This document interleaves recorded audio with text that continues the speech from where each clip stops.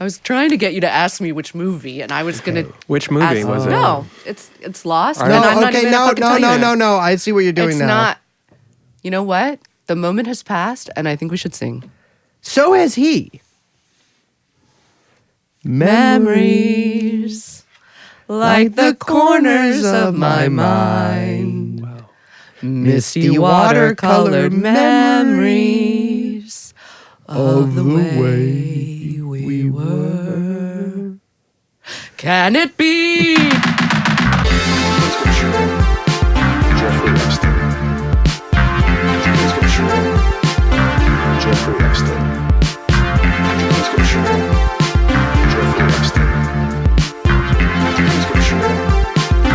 Jeffrey Epstein. That was some really hip harmonies. Yeah, wow. Here's the thing. I think that we've done that song way more times on the show than we have any reason to. I love the movie The Way We Were. Did you just see this or something? No, I haven't seen it in maybe 6 years, but I love that movie. How come? Well, I think there's something inspiring about an ugly Jewish person being able to get with a really good-looking Aryan. Why are you looking at me like that? Well, no, you're not involved in this. You're not an Aryan or Jewish, as you point the out to ugly me. Jew is a vile, centuries-old stereotype. It is a centuries-old stereotype, and I really respect The subverting of the stereotypes. Streisand being like, you know what? Fuck it. I'm fucking Redford tonight, you know? I think that's a good, it's inspiring for a guy like me. I'm sick. Yeah, me too. I'm But not. I'm Liz, I'm Brace. I'm producer Young Chomsky. and this is TrueAnon. Hello, everyone. Hello. I have some important news for you guys. I have COVID. But it's the new one. That's not contagious, right? It's not contagious. I just have it. You got COVID-26. Yeah, I got the new kind of COVID.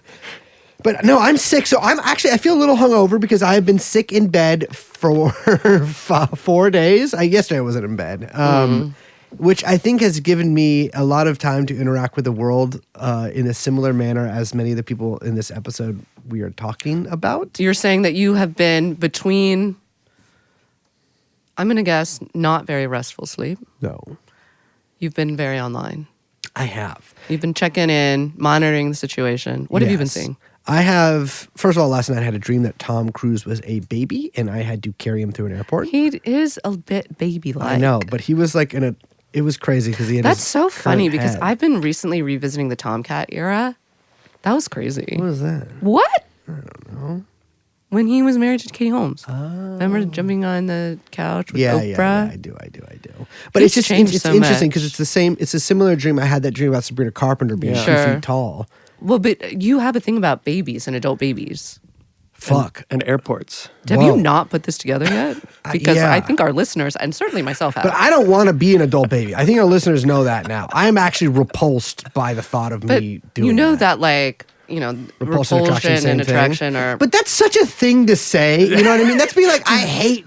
I would really hate it if I shit my pants. You want to shit your pants? Well, okay, this is- Mr. Psychologist. I don't know if that's exactly what affect theory is. My baby doesn't want to eat broccoli. He must crave broccoli more than any. But look, I did say baby. I'm I telling went there. you. I went there. You did. It was a little slip, I have been in bed looking at Instagram Reels, much like a baby. looking at right-wing Twitter accounts, Mm-hmm. watching Rumble. And We both watched Rumble. My first time. Really? Yeah, I wasn't familiar with its game. Well, we've definitely done ad breaks from Rumble before here. Moink. Moink. Moink. Moink. Moink. I was about to say, did you see some of the Rumble ads? I didn't. For whatever reason, I didn't get any ads. But I was like skipping through the stream a little bit. Oh, I don't know if Nick's stream has ads, actually. Spoiler alert. Yeah, Nick Fuentes. But I did. Did you see Dan Bongingo, friend of the show, on Fox and Friends? No, I send you meant that. to watch that this morning. He was like very earnestly saying how hard he's working. And, you know, he does, you know, these guys don't understand. He has to be up at 7:30. He's got to be at the office so early. You're the deputy director of the FBI. So I think it's news to him. Bongingo has been bitching about this same exact thing since he was put in office. I'm Yeah. not joking. Like, I think the first week that he came in there, he was like, people don't understand. This is really difficult on my feet. I think he's just fighting with his wife a lot. Probably. She's like, I liked it better when you did the moink. Moink. he looks like someone who, constitutionally fights with his wife. Speaking of constitutions and wives, we want to make something very clear here. Yeah, we need to make some announcements just before we get into what we're talking about today. We are conservative. We've been saying this since the start of the show. We are a conservative people. We didn't leave. People are always be like, oh, well, you need to sell out and do a why I left the left thing. I can't do that. We were never. I am a conservative. Yes. We are conservative small business owners. The backbone of this nation's both economy and political economy. Sure. Absolutely. Every kind of economy. Sure. And we really care about conservative values, of which we know what they are. And we care deeply about making sure you know about them. And so we're always talking about them. To me, left, right, like those are labels, terrestrial labels that I call them. Mm. My faith isn't in one party or one flag, except that I do love America. Well, but there's it's the in other one, Jesus too. Christ. Sure, of Because course. I'm also Christian. Christian. Right. You are a conservative Christian. I'm a Protestant. That's the one you went with? Yeah, Okay. I'm Protestant. Okay. And so I agree with everything that people that I agree with are doing right now. Yes. Just to be clear. Yeah. Everything. Everything. And That's never been a question to our listeners. no, everyone's always been like, Brace, when are you going to talk about your politics more? And right now is the time. I am conservative. Yes. And everything that means. I also drank last night so much NyQuil and I still couldn't sleep. And I think I robo-tripped, which you would call in sobriety a free lapse when you accidentally get high. But I did not I enjoy feel like that's this. like the sort of like Lohan loophole. What's that? Like kind of the shit that Lindsay Lohan would do when Oh, she was... no, she was just drinking. You think that she actually drank 16 kombuchas and got drunk? No, I think that's when she... I mean, I definitely think she got drunk then, but I think she was always fine at trying to... I think so too. Yeah. No, I got wasted off of NyQuil last night because I couldn't sleep and I drank Why did you about take that half much? a gallon because I'm fucking audibly sick. Stupid. Oh. And I'm stupid. Well, no, because once you drink a little bit of NyQuil, all your senses leave you. And so your brain is like, I was like, my eyes Your were brain closed. is like more NyQuil. I was like hallucinating. 4 I was a.m., like, gotta I get need up to for more put myself. NyQuil. I did. No, I got up at 4 a.m. for more NyQuil. Were you sleepwalking? Like, 'Cause No, of the I NyQuil? wasn't sleepwalking eyes all because I squinty wasn't. like Yoda.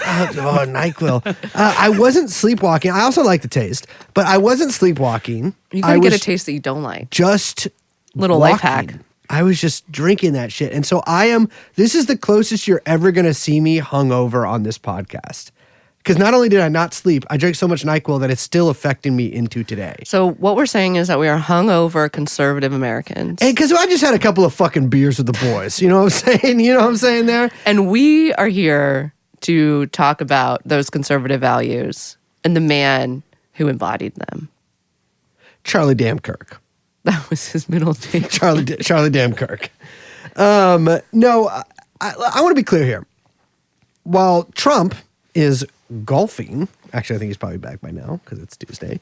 But while Trump was golfing this weekend, It's a safe bet that he's always golfing. he loves to golf. My coffee must be amazing. It might, he golfs so much that it makes me curious about his mobility. Well, you don't really need to. That's literally the thing. Yes, I'm curious about. It's all in the hips, baby. Oh, And so I'm curious if Trump is we like. should watch him do air sex.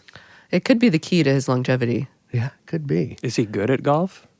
He says. You know, there are conflicting reports. Yeah, I bet I he's- don't I bet know he's how all to kind of break through the noise there because I think there's a lot of incentives, unfortunately. I can't imagine that he's good at golf. He might be. Well, once you've been doing he it, does for it so a long. lot. You know, it would be sort of more surprising if he was really bad at golf. You know what I'm saying? But also, like, what's really good? I bet he's good, but I bet he's fine. I also bet he cheats a little bit. Yeah, But here and there. I don't think he's like, going to the Masters or anything. No, they come to him. Trump was golfing. I was in my sick bed, nuzzled up. Yeah, little like Proustian kind of. in your little nightgown and your cap. Off that pseudoephedrine. Wait. And I was, and you know what I'm talking about. You know, the stuff that they got behind the counter. Wait, you were taking that during the day and then the NyQuil at night? Yeah. I'm actually making shake and bake There we methamphetamine from go. the Sudafed Yeah, during the day. there you go. Yes, I am taking that during the day and then at night. It's speed during the day and then sleepsies at night. Yeah, just like a member of the armed services. While Trump was golfing, I was watching. And I was watching a lot of prayers, a lot of vigils. And I came to the conclusion that it's crazy that Charlie Kirk got killed. It is crazy. And it feels, and I hate to say this. I'm sorry, it's like actually really, really crazy. It's I don't fucking- know how to Yeah. sound not stupid saying We that. were just talking about this, but I was know. here at the studio when he got shot. Yeah. Writing our newsletter about something kind of, I didn't know it at the time. Sort of And then you adjacent. swerved, which was good. I swerved a little. How Yeah. could you not swerve? I You gotta was about to swerve. send it and I had to Yeah, swerve. you got to swerve. Oh yeah, it was like it was a shocking death. Yes. I was Assassination. legit shocked. Yeah, assassination. Yeah. I was legit like, holy fuck. Yeah, Charlie yeah. Kirk got killed. Because at first I saw some like Desiree news reporter which I think is how a lot of people. I think it was the first person to like tweet about it. Were they at the event? They must have been, yeah, I'm sure. Was like Charlie Kirk has been shot, which could mean a lot of different. Well, it could mean one thing, but there could be a lot of different results from that. And Sure. so in my head, I was like, some guy walked up to Charlie Kirk while he was, doing his thing and pulled out his little Derringer and Little popped Jack him. Ruby style. Exactly. And Charlie Kirk's been shot, but like, he's not dead. Well, and then the video was online immediately. Well, the first video I saw is rather grainy and from far away. And it looks like he got shot, but people were reporting he was shot in the neck, but you couldn't really tell. And I saw the second video, and I was like, "Oh, he died." Yeah. And that's a tough video. I don't care. Yeah, who I you didn't are. I didn't watch that one. I was like, I don't need to see this. I think a lot of people watch that video a lot of times. Yes. And I think that it's a really graphic video.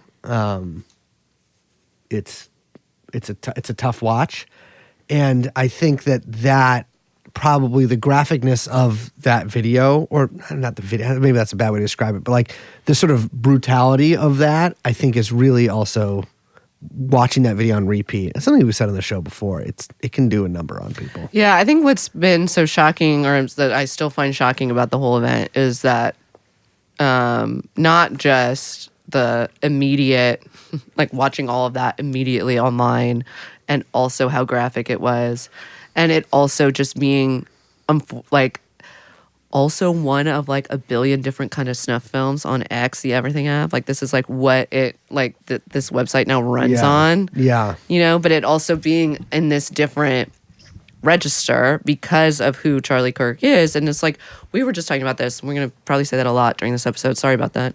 But Charlie Kirk, a lot of people are immediately just kind of treating this as like, oh, this is like a media personality that got for lack of a better word. Yeah. Like I heard people being like, oh, so he's like a YouTuber or a streamer or something. No. Charlie Kirk was a major political activist, organizer, major political figure since, 2012, basically. Yeah. On the American right. And it's like kind of hard to overstate his importance as a kind of like connector, networker, I just keep saying organizer because that's what he was. Yeah, in a lot of ways. In addition to the like megaphone that he had, which probably only a handful of Americans can kind of say, like he had a genuinely large audience. Yes. Much larger than, it's kind of incomparable, really. Or it's a handful of people, really. And so kind of all of that together makes this unprecedented, in addition to everything else that makes it unprecedented, at least for our generation. To have a kind of political assassination of this level is, again, it's really shocking. I was talking to a lot of people after this, and it feels significantly crazier and more tense than either, the actual like real Trump attempted assassination, the one in Butler. Right. Like it feels much crazier than that. For now. For now. Yeah, for now.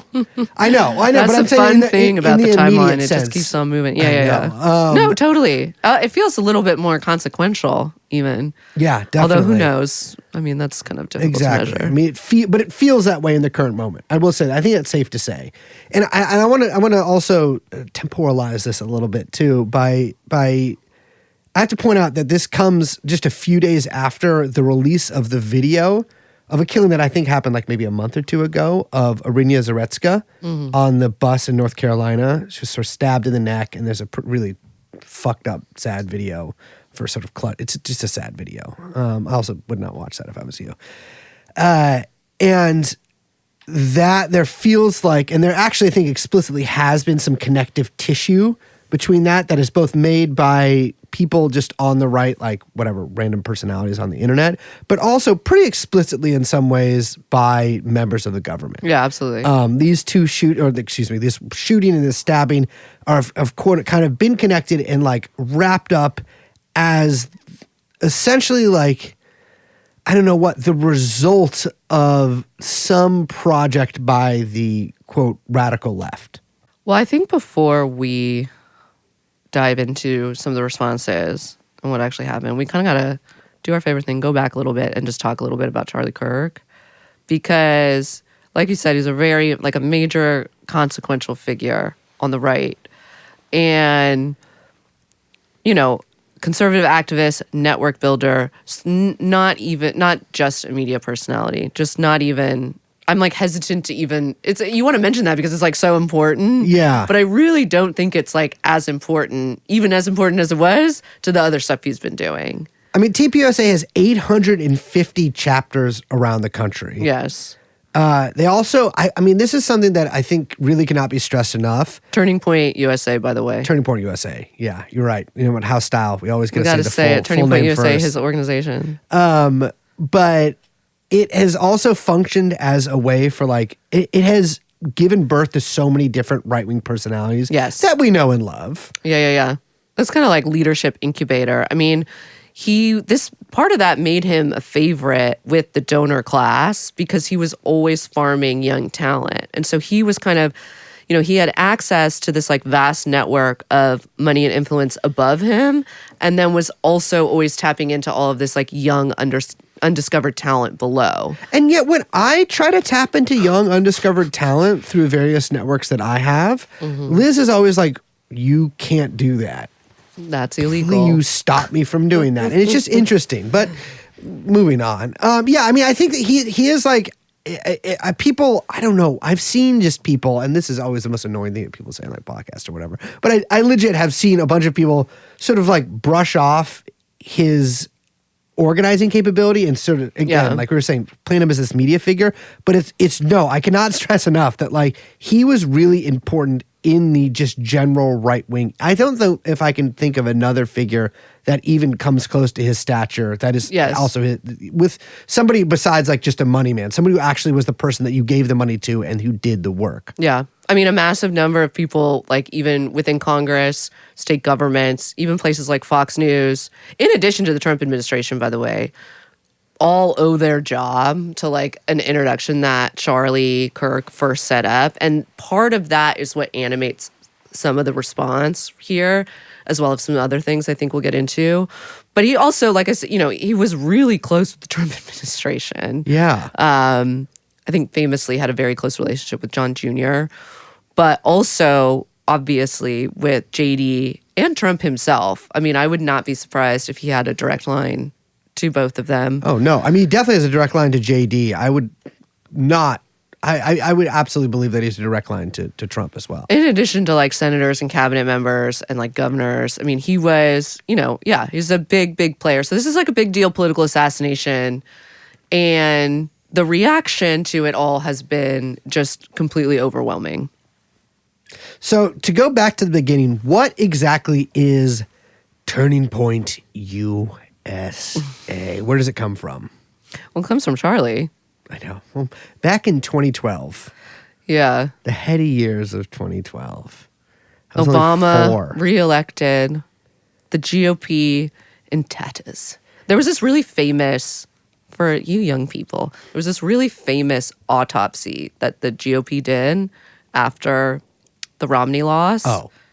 That was like, we need to get young, we need to get diverse. It was very contentious within the Republican Party.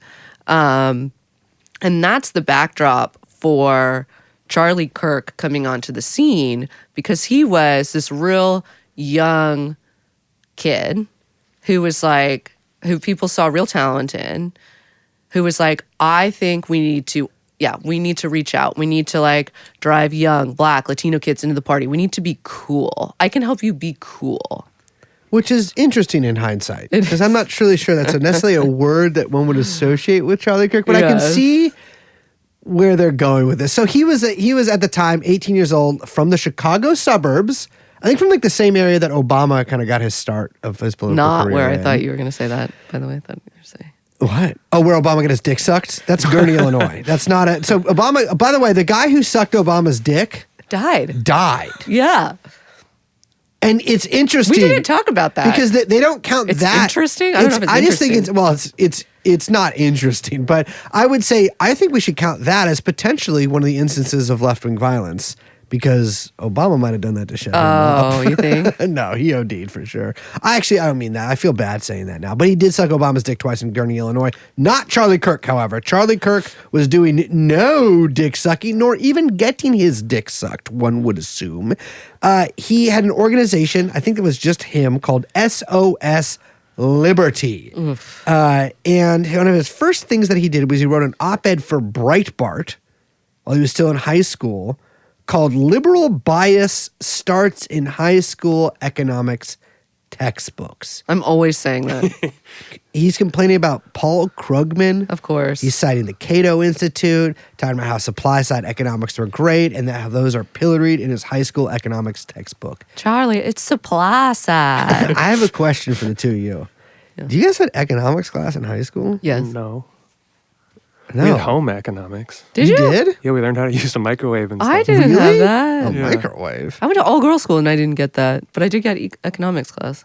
I think I just had that in middle school. Do you have economics class? I never had an economics No, class. home ec. Where we had cooking. I did interesting. not have an economics No, class. well, I didn't have any of that, but yeah, we didn't. I was kind of surprised, economics class.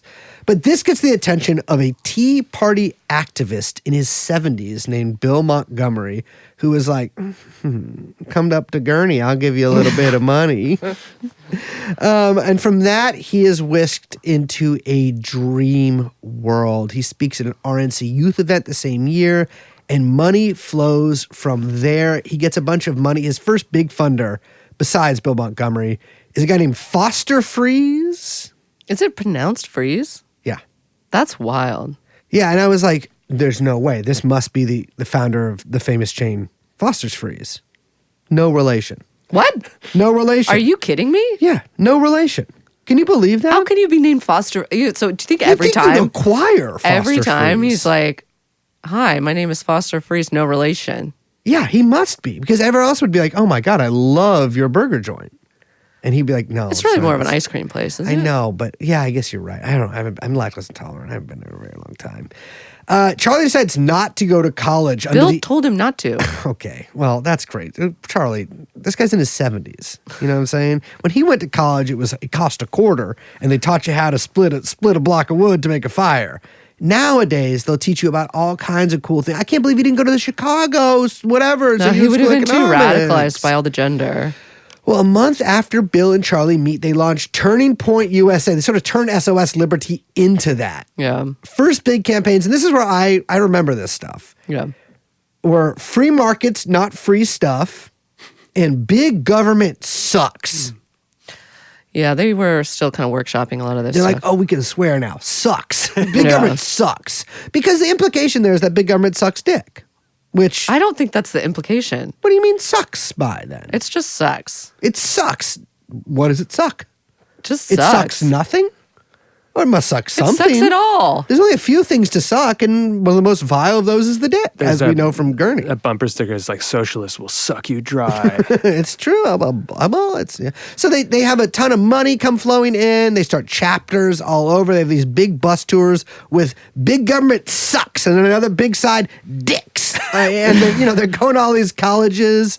And It was kind of modeled after Move On. Move on! And Organizing for Action. Pause here. TBT. Move On, I gotta be honest, is one of the greatest names for an organization ever made. So Move On was, who's that? What's that fucking guy's name that started it? Oh God, I have to look this up. But Move On was started to get people to move on from being like Bill Clinton, Got his dick sucked. got his dick sucked. A lot of this is it's very interesting. A lot of this does revolve around sort of oral fixation. But it is like, it's worth mentioning only because those were two big thorns in the side of conservatives in the wake of Obama. Like they really were in this like existential crisis moment of like, what do we do? All of these guys are so organized.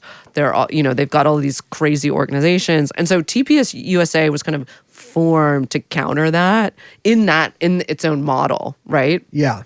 And it was very much a part of the Tea Party movement. Almost all of its money was coming from like the Koch donor network and other groups like there's one called like Donors Trust, which is basically just like a way to shield. It's just like a dark money fund. It's like shields. the Tide Foundation for liberals, right? Yeah. Like you just give them money and then they disperse it. Yeah, and so it hides who the actual donors are. A lot of the early backers too, like Bill, were like small regional business people from like Illinois, later Arizona, people who are kind of affiliated with the Tea Party, but really more like general kind of like free market, get government out of business, kind of classic conservative, what we think of as like the classic, Yeah. small 80s, C, 90s, yeah, early 2000s conservative. totally. Yeah. The compassionate conservative and the like Bush model, Yeah. right? It's unclear when exactly this happens, but it's worth mentioning that sometime in the mid-2010s, Charlie joins this group called the Council for National Policy, the CNP. This is a really, really, really important but extremely low-profile conservative network. For example, like Ginny Thomas is on the board of their lobbying arm. You know her, you love her. That would be Justice Clarence Thomas's insane wife. QAnon no? She's believing. a total Do you nut. think that she still believes in QAnon? Or do you Yes. think she's like, let it go? That was like, that's when I realized that like, I don't know how to phrase this, but like, sometimes you find out that someone's so stupid that you actually have to reassess what you mean by the word stupid. You know what I mean? You're Totally. like, oh, like I actually, a Yeah, lot it of the people doesn't, that I it thought doesn't were stupid. encompass. Yeah.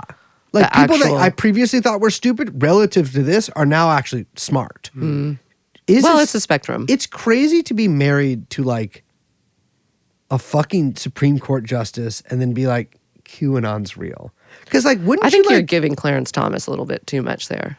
no, well, he's also, I think he's, That's what I'm saying. yeah, I think he's like a I think Lenny. they're two peas in a pod. But like, wouldn't she like encounter somebody who would like know, like you'd like I know. You meet, couldn't like, you just be like, oh, let me ask this person who has crazy security clearance because we're all boys. Yeah. Because we're all crazy Republicans. yeah, but Do you know what like, I mean? it just never occurred to her. Or maybe they're like, yeah, Ginny, no, it's real. We're getting the Maybe she just pedophiles. likes her stories. Yeah, she might just like her stories. So another person in the CMP, for example, Cleta Mitchell, who you love, who was the lady lawyer on the Jan 2nd call to Georgia with Trump. Yeah, she's fire.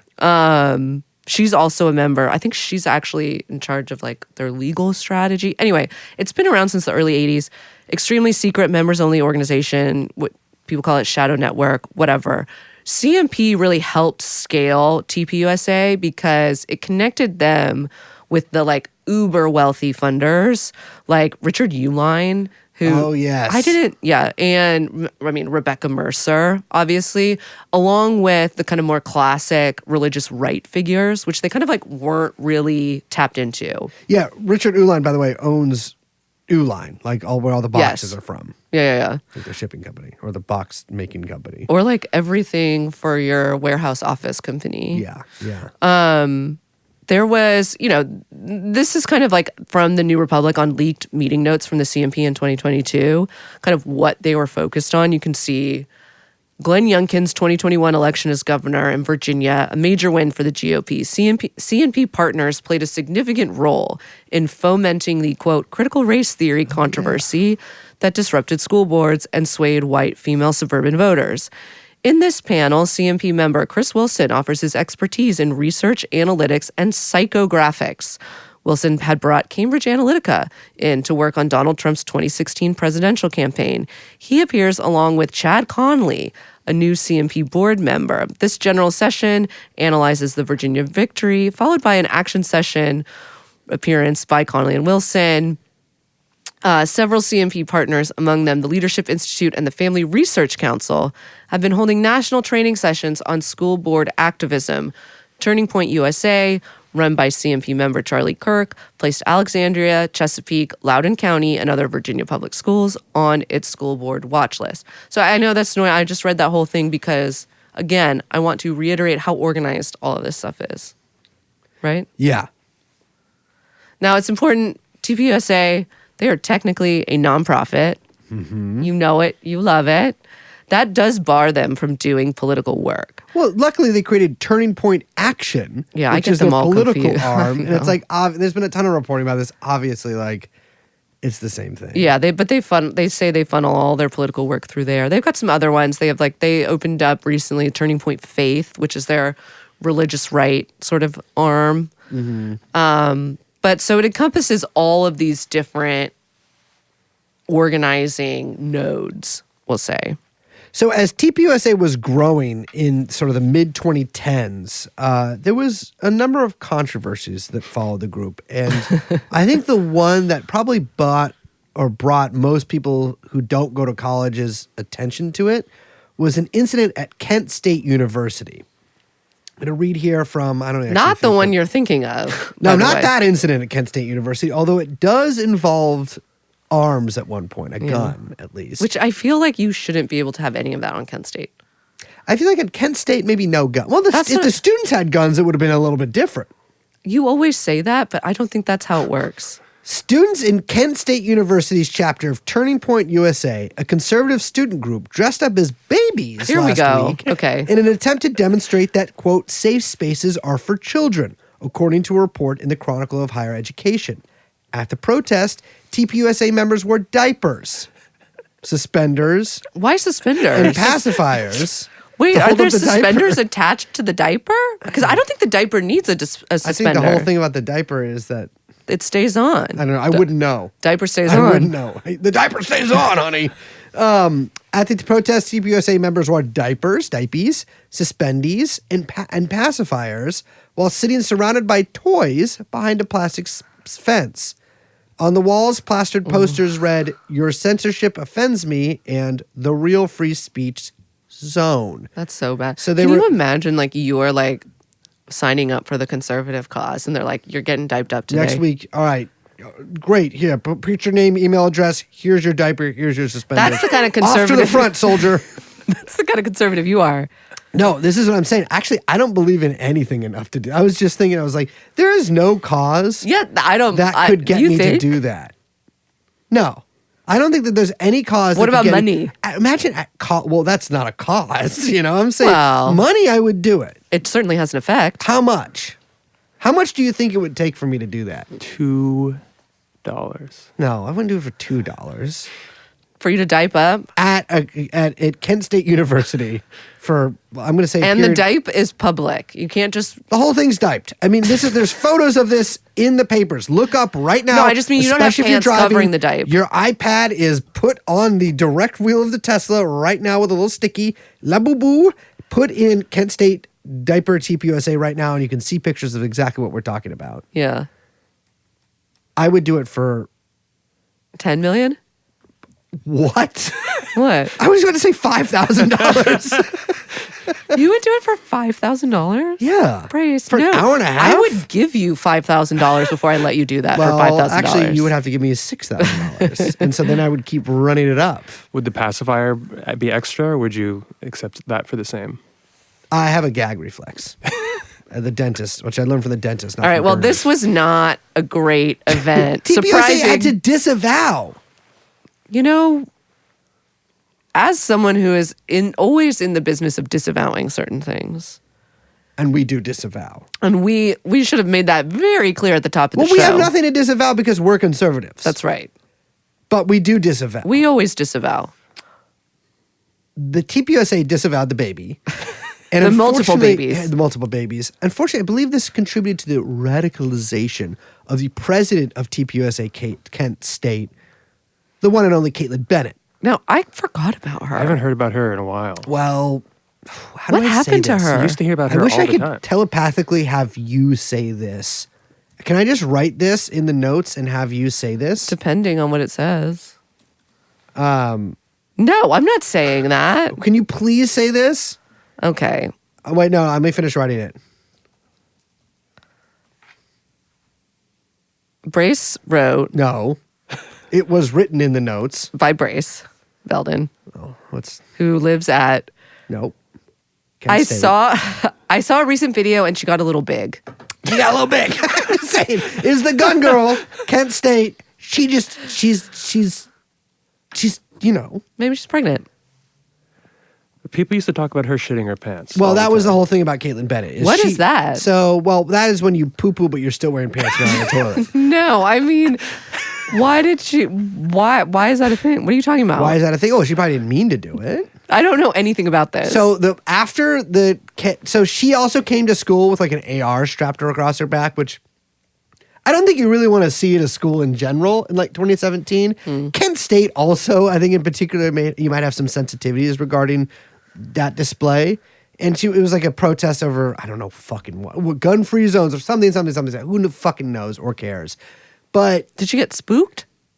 by what? I don't know. Oh, no, she didn't shit her pants while doing that. No, Oh. to be clear, this was a separate incident that sort of brought her to prominence. Oh no, I know that. And then after that, there was a rumor, and I don't know the provenance of the rumor, but it really spread all over, much like, you can guess what I would say, that she violently shit her pants at a party. Like she got so drunk that she just shit everywhere all over her pants. they should have brought her a wheelchair like Paul Pierce. You know what I was saying? This is so she was president of TPUSA Kent State while the diaper incident happened. Perhaps this is her working out her own trauma. You know what I'm saying? And these liberals chastise them for that. But Okay. now she is like a full libertarian kind of like she works for a Liberty Hangout and she does like stupid on the street videos for them. Poor thing. So let's move along in the timeline because it's important that by 2016, Charlie, I'm just going to call him Charlie. Charlie.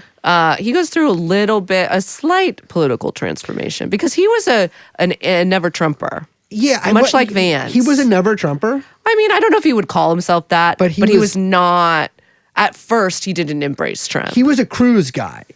which is crazy, by the way. Well, but that's he's the Tea just- Party stuff. That's the Tea Party. Yeah. It's But really, also being all in Ted Cruz, thinking this is a man who could be elected nationally, is so psycho to me. so crazy. The fucking penguin. But he does eventually switches his support to Trump. He launches the Professor Blacklist, which is it's still up. Yeah, I hate his class. It's a list of professors, some of whom I know. that Really? well, there's people. It's just like all probably, of like yeah, random people we would know. Yeah. It's just like professors or like Antifa professors or DEI professor, whatever, like critical race science. I don't know. Theory, whatever. It's like woke professor shit. But there's one that's like environmentalist professors. And I'm like, come on, dude. Like, no, they gotta you get can't them put him on the all. watch list for that, you know? Gotta get them all. So again, he's close to John Jr. He's funneling all these conservatives who are kind of coming up through TPSA onto other jobs. There's this kind of crazy article in the New York Times about Crystal Clanton, a woman. Oh yeah. Who she was exposed in an article about TPSA. She was like an employee at TPSA for writing a text that said, "I hate black people, all of them."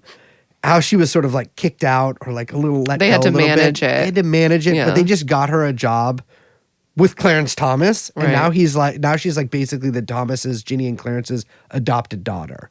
That's crazy. So you don't hate all black people. You hate all black people. Well, it's your words, except for the GOAT Clarence Thomas. So cracks begin to show in 2017, 2018. Jaden McNeil, a name that many of you probably have not heard for a long time, but he was sort of a Fuentes-like figure, publicly quits TPUSA and pledges allegiance to the Groypers. yeah, we're I mean, gonna this is a little pre-Groyper movement. little pre-Groyper. Yeah, but- in their nascent kind of form. I mean, remember, embryonic form. this is also like 2016, 2017 is like when we're seeing like a lot of the alt-right stuff get really more and more and more popular, kind of until Charlottesville. And TPUSA is there's a lot of defections, sort of public like defections of chapter members or heads at this time. Yeah. This is also when Charlie meets Candace Owens. She founds Blexit. Yeah. That's a big relationship. Big relationship. Yeah. She was a big part of TPUSA. Yeah, she was huge. When Like, did she actually like leave? I think 2018 when she said Hitler was good when she was in London, except for the war stuff. Okay. Yeah. So that's what happened. And I think in 2018, it was tough to get around. She was like, Hitler was great domestically, but the war stuff was tough. I disagreed with his international policy. Which is also kind of crazy because like you work for a big government sucks organization. Or former. But this like at point. the time, Yeah. but you know, you're like, it's a little tough to be like, well, I liked Hitler and his giant government. I did not like him invading France. Right. You know what I mean? That one's a little tough. I think it's important to point out that at this point, things are going very well for TPUSA. It's making tens of millions of dollars a year. The Trump years were very good to them. They were kind. The AP did a kind of a big forensic look at a bunch of TPUSA records in 2023. They were all doing very, very well. They moved at least like 15.2 million into companies that, this is a quote, they, their friends, and associates are affiliated with. I just want to point that out. Because there was kind of a bit of a controversy about their financial records and kind of maybe them skirting a bunch of these sort of, 501c3 laws or whatever. Kirk himself got set up with like a $4.75 million estate in Arizona and a country club. One of the companies that TPUSA controlled paid for part of his wedding reception by billing the event as a fundraiser. We got to start doing shit like this. That is the American way. Setting up as many companies as you can and then just billing all of your like personal expenses through those companies. I'm making a joke, but also that is the bedrock of American economy, American economy. Yeah, I would say so. 2020 into 2024. This is kind of a turning point.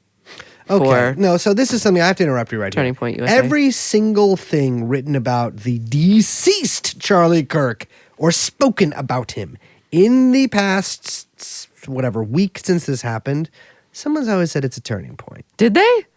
Yes, and I've read everything. Lizzie, I don't think you understand how in bed I've been. I've read a lot of things in there. And I've changed my mind on a lot. But it was a turning point, you're right.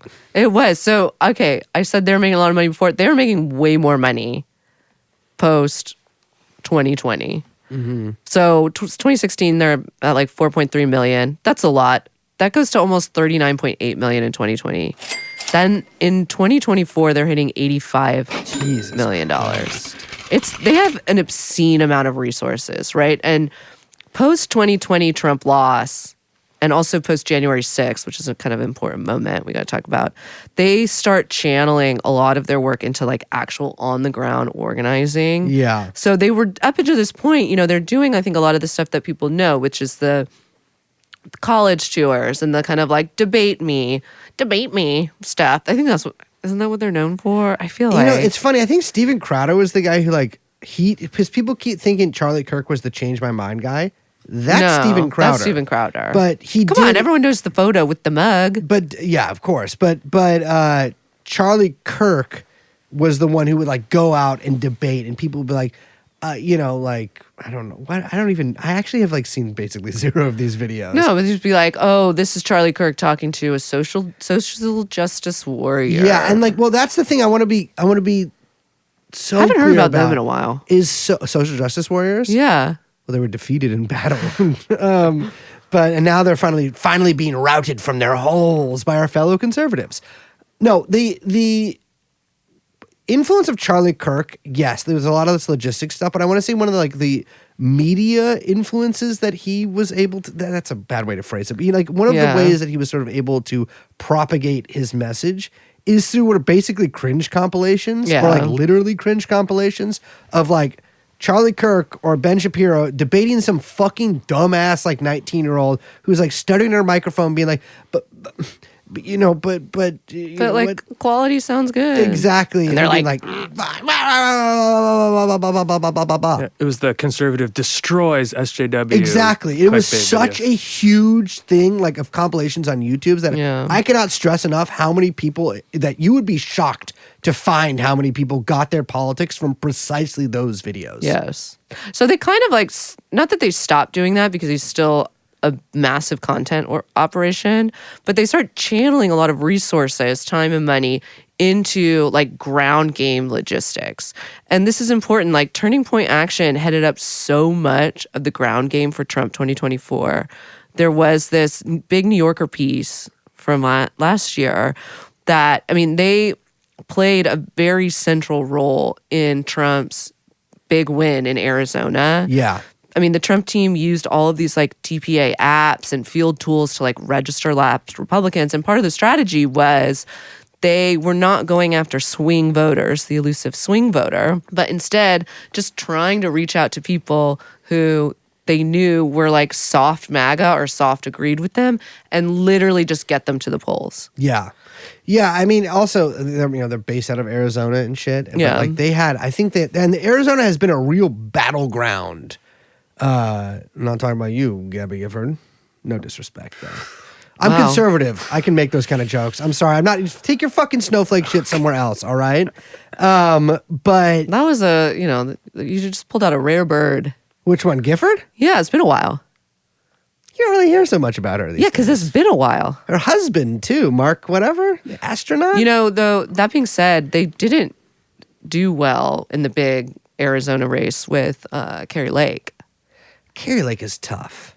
Yeah, that was a tough one. She's not in office, right? She's No, lost everything. she lost. She is a harridan. But she's not conservative enough for me. That's right. But I view her, yeah. But it's also, I was saying about this.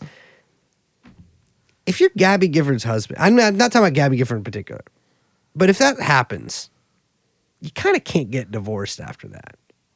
Even if you don't really get along. That's so true. You know what I mean? Although I do feel like you'd be surprised. I think I would be surprised. I think I would. But I do think that there's a sort of time. Like, I wonder, what do you think the time, how long do you have to stay married after that? Yeah. This is actually okay, so let's say you were like ready to file. Yeah. I'm like, we're on our way to the courthouse, but she's got to give a speech. Unfortunately, she gets Gifford. Oh, no. How long do you wait to file? That's a real Curb Your Enthusiasm plot It is. line. Well, there's two ways to go about it. And it's a whole thing. You quietly file. No, you can't because you're on Oprah next week with your wife. Well, okay, yeah. You wait for a month. But A month? No. You have to wait for about 5 or 6 years. Do you think that long? I Yeah, think dude. minimum a year. Minimum It a depends. year. It's got to just I'm be going to out of the split the news. baby and say 3. 3 years? I think a year. You'd be surprised by how quickly a year goes. And also, it's a lot of media. So the thing is, you got to get out of the media moment because within a year, you're still risking a People magazine cover, man who leaves Gifford situation with wife. Yeah. Unless, though, the trump card would be something bad happens to you. Turnabout. So you would have to do your own Gifford? Yeah, you could do like a Jussie Smollett. Oh, I could fake my own attempted Yes. assassination. The problem- and that would let me divorce my wife. Yeah. But that is too risky. That's I think you risky. can't go full Jesse. I can go partial Jussie though. I can get what if I like actually get the shit beaten out of me by some guys because I provoke them with my annoying affect and now because of my COVID-19 nasally voice. And I don't think it's nasally No, because I of think it's COVID-19. because of the COVID. I think it's because of the COVID. And I get my ass kicked publicly, quietly filed for divorce the next day. Yeah. You know what I mean? No one quietly files. TMZ all over you. Can I send my lieutenant? I think this is a tough one. Anyways, it's a tough pickle. one. We don't know. And knock on wood, it never happens to us. No.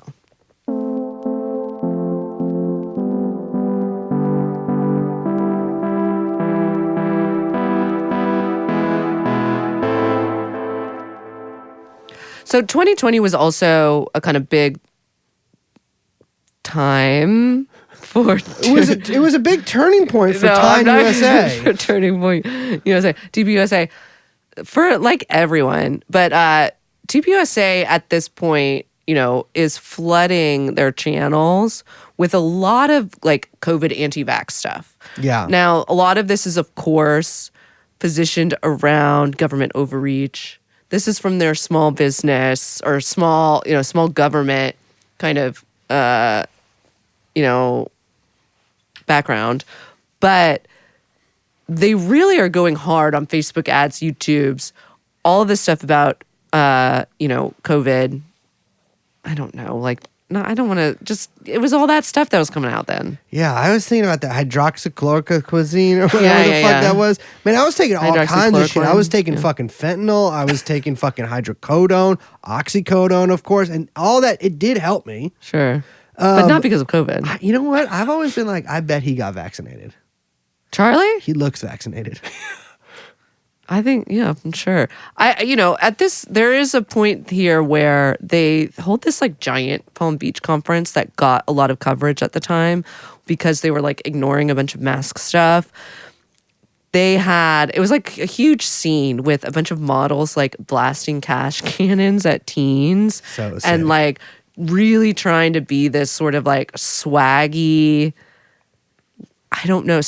Florida that was- anti-COVID event. So Do you remember 2020 this? is when MAGA got swaggy. Yes. Like, I don't think people remember well enough that, like, that was when a lot of the MAGA rappers, Forgiato Blow, of course, but God, there's a million Forgiato Blows, like, kind of really But there came aren't. out. He's quite singular. He's amazing. I love Forgiato Blow. Come on this show. Forgiato, come to one of the live shows. We will set you up. You can sing whatever song you like, and we will pay you $50 to do it.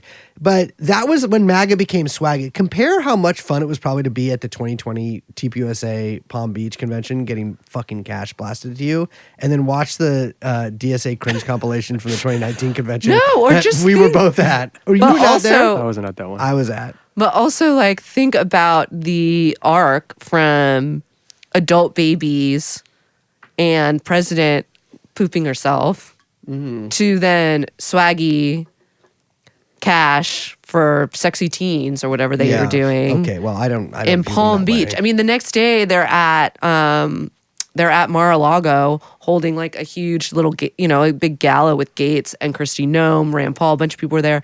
They had, Trump is like calling in at one point. So this is post 2020 election, by the way, and it's all kind of in this moment leading up to Jan 6, which Charlie was a part of. Yeah. I mean, he lent his network to the Stop the Steal movement. He like appeared at a rally with Ali Alexander. The famous pedophile. Ali Alexander, there is the link also between Nick Fuentes. Yeah, all these And Charlie guys are Kirk. all linked up. He was posting constantly. He sponsors this like big Jan 6 event. But and I'm talking about the before the riot. Like the one Trump spoke at? Yeah, like the rally. Yeah. They asked him to speak, but he kind of like declines. Smart move. Yeah. But he did post about it in a now deleted tweet. And I think it was deleted quite quickly after the events unfolded. But he said, this historic event will likely be one of the largest and most consequential in American history, which, fair enough. The team at Trump Students and at TPA Action are honored to help make this happen, sending 80 plus full buses of patriots to DC to fight for this president. Man, Trump Students, which would be Students for Trump, that was their at.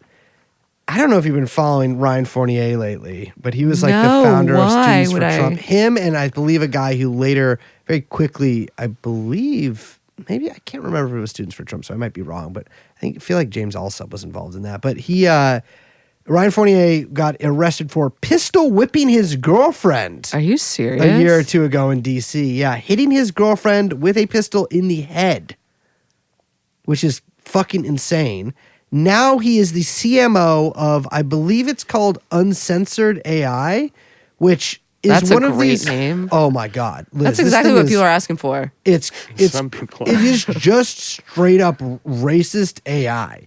And so that you see it, so that one of the things that's on Twitter now is like you'll see people with like a little, there's like a company logo that'll be next to their screen name or whatever. You can click on it and it takes you to it.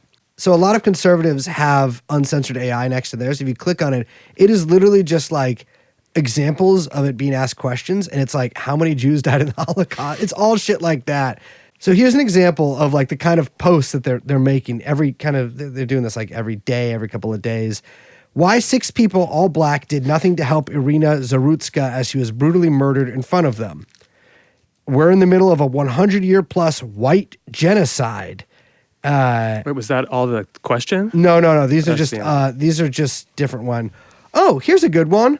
All bleeps are black, but not all blacks are bleeps. So this is the company of the guy from, and it has the text from here. A bleep is a primitive, uncivilized black individual characterized by low intelligence, poor impulse control, and a complete disregard for societal norms. Blah blah blah blah blah. It goes on, and the question was, describe a bleep. This is Ryan Fournier's company, and he is still, I believe, the chairman of Students for Trump. Great. Amazing. Well, I'm glad he's got a side gig. Although I don't know which is which. Yeah.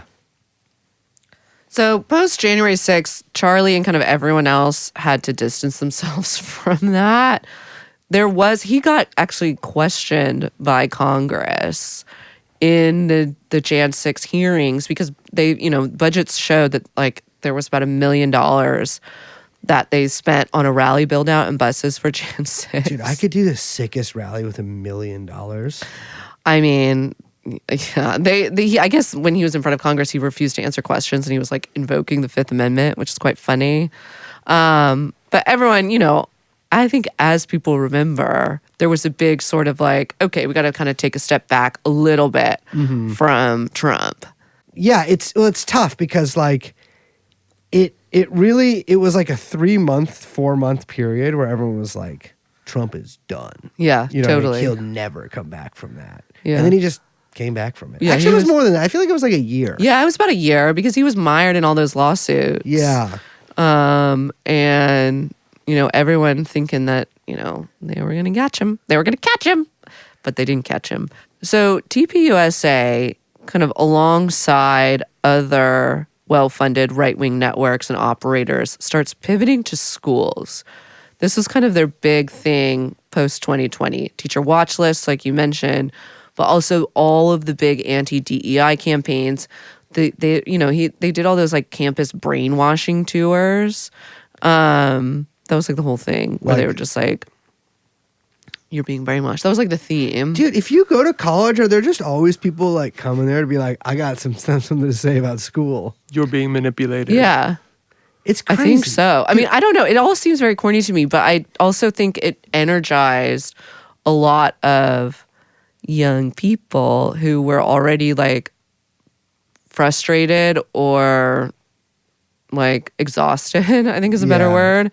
Exhausted by what they perceived as like the woke mob, either online or at their schools. Yeah. And sort of like, why can't I think what I think? Or whatever young people are trying to I will say, going to articulate. college in the past 20 years seems like a little. Seems not like a worth tough it. ride. It seems like a rough 4 years. Yeah. But there's other guys that were kind of pivoting. This is Rufo kind of mounting his big Yep. campaign, but it also goes hand in hand with Libs of TikTok, all this stuff. This stuff is complementary and also kind of organized to sort of be a kind of big front together, right? Mm-hmm. This is also when a bunch of the immigration rhetoric starts intensifying. And I think with Kirk, you start to hear a lot more explicit nods to Christian nationalist kind of rhetoric. Things like wink, wink, nod, nod, kind of great replacement theory stuff. So that is where in the original Great Replacement Theory, it's the Jews are replacing native populations with foreign-born people. That's the original one? Yeah. But the current European one is about Arabs. Yeah, no, but it's the Jews that are doing that. The whole thing with the Great Replacement Theory is that the Jews are manipulating all of this. Oh, I see. So like they're the ones that are sort of like opening up the floodgates. It has changed a little bit. Like Elon's version is that the Democrats are like importing Mexicans who are going to vote Democrat. Or that whatever. was a huge talking point even with TPUSA. Yeah, exactly. Totally. And so like that, it's changed a little bit. But the original one is that the Jews are sort of manipulating everything. Yeah, there's I'm just going to read some quotes. You cannot have liberty if you don't have a Christian population. Everything Democrats love, God hates. The Democrat Party, I always called it the Democratic Party, but I guess The Democrat That's Party their is what thing. Republicans that's call the it. House style, Yeah, right? it's the House Because style they don't want to say that they're Republicans. Democratic. Yeah. Because it sounds nastier. The Democrat Democrat. Party, yeah. They should do Demon Rat. Yeah, true. Is Democrat Party is espousing the death of the unborn, the mutilation of our teenage kids, open borders, the destruction of our sovereignty, the elimination of our currency status. I don't know what they're talking about with the last one. It's kind of interesting. Certainly, yeah. There's a spiritual battle happening around all of us. It's funny because all of this, I don't have the exact dates on all of us. I think they're mostly like around 2024, 2023, 2024, kind of in the lead up to the election. But all of that, I mean, that is what we hear from the White House now. Yeah. And all of the kind of proxy surrogates or whatever. Yeah, he was really on message. And I think a lot of the message was probably crafted at TPUSA. Totally. I mean, I think that Kirk's model, it's funny. I was thinking about this, like it mirrors Trump a lot in a lot of ways, right? Where like the whole thing is kind of politics as branding, taking what he sees as alienation and moving it to belonging via these parties, and then just highlighting a kind of like swaggy social life of it all, which again, it's so weird to associate that with TPUSA for so many reasons, not just the diped up situation, but like that is something that they were really kind of pushing. And then you know, it gets repeated a lot, but then you see the evidence in the numbers, right? You have Trump's 18 to 49 male vote share jump from 43% in 2020 to 49% in 2024. Yeah. Not a coincidence. That's like because of the work that these guys were doing. Yeah. I don't know. I think it's kind of maybe some of why the two of them liked each other so much.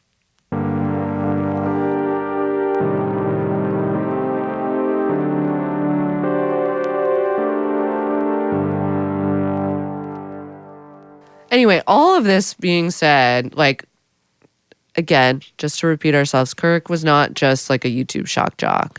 He was extremely, extremely influential in this White House and a really effective coalition builder, institution creator, organizer, behind the scenes, responsible for a ton of staffing at the White House. I'd say like probably second in line to Trump in terms of who is the most responsible for popularizing the kind of like populist push within the GOP. And not just like ideas and aesthetics or whatever, but literally like money flows, leadership, organizations, hierarchies, connections. And so he's very different than like Shapiro or Tucker or Crowder for sure. Yeah. Even though I think people kind of maybe slot him in there, I think it's worth really hammering home that, you know, he was kind of on a different level in a lot of ways, even if those guys are similarly like very front and center. Though at the same time, it's important to note that like it's crazy he spent the last month of his life probably like making sure Cracker Barrel's logo got changed back, which is also kind of part of this whole thing. Like this is all one thing now, you know, the Cracker Barrel of it all and all of this on the ground organizing. But this is also his closeness to particular members of the government and his sort of position as a gatekeeper of sorts is why a lot of his detractors sort of view him as the face of Con Inc. We love saying that. Conservative Incorporated, which we're a part of. Absolutely. We are part of Con Inc. Yes. And his biggest foes, or his biggest organized group of foes, are a group that you might have heard the name of quite a lot this week, which would be the Groypers. So unbeknownst to me, we actually did an episode on Charlie Kirk and the Groypers. Not Groyper War entirely, One. but on Groyper War One back in 2019. That's how long we've been on this beat. Jeez, I didn't even realize that we did that. There was a Groyper of me. There was a Liz Groyper. It was a Liz Clown Groyper. That's a There's rare. Liz Clown That's Groyper. a It's one of the rare. rarest Groypers. One of the rarest Groypers. Yeah. So immediately after the shooting, a lot of people were on with zero evidence saying this guy is a Groyper. Now, what is a Groyper? Now, what is a Groyper? Well, Webster's defines Groyper. So a Groyper is, to put it simply, a fan of Nick Fuentes, the famous racial live streamer.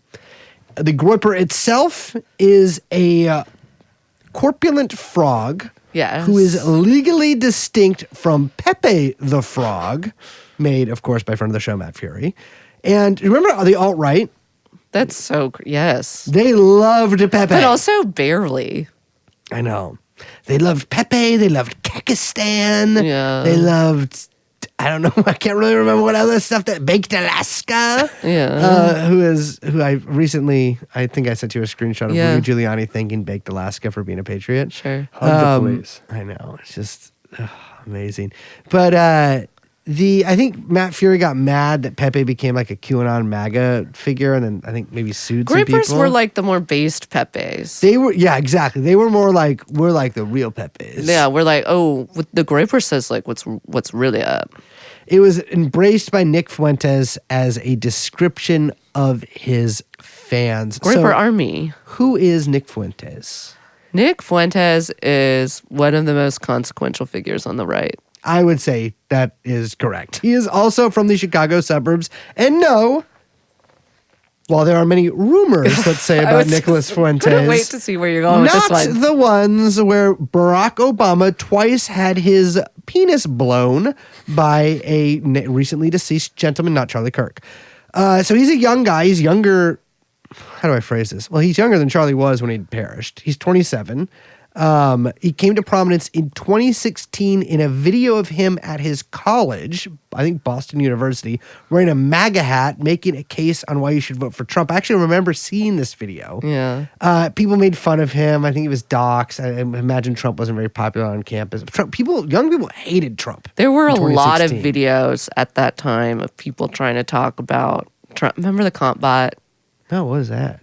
Come on. That Trump was completing the... Oh, Yeah. oh yes. That's- Oh Isn't it yeah. like in Times He's Square sort or of got a something? Yeah. he's sort of got a Groyper like cycle Visage. of figure. German idealism. Yeah.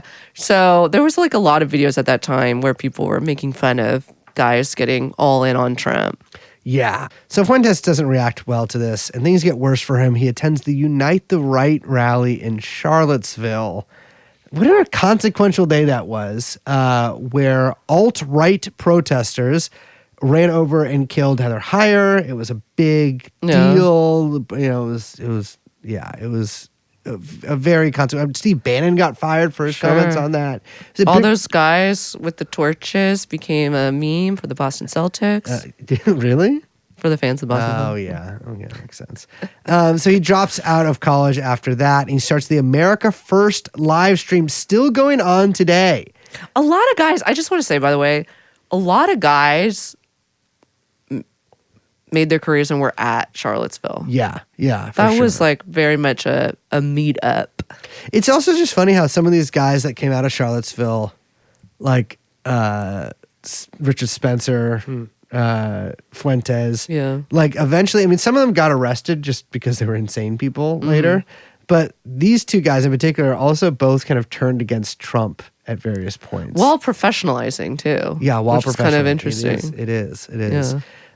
So at first he's with the Right Side Broadcasting Network. I think he gets dropped from that. He's a Nazi. Like, I mean, I don't know how else to put it. I don't think he would even really disagree. I think he probably would on some technical grounds, but he believes in everything the Nazis believe. It's, I think, a fine shorthand for this guy. He's like friends with Jared Taylor. He goes to the American Renaissance Conference, links up with Patrick Casey, who has also done a pretty big rebrand. Yeah. Casey and all these guys, where they had this idea that they were going to hide their power level. They used to always talk about that. They're going to hide their power level Yeah. and like A lot go of on- memes about that. They would talk about optics, right? And they're going to they're going to do entryism, Trotskyioid style entryism on the GOP.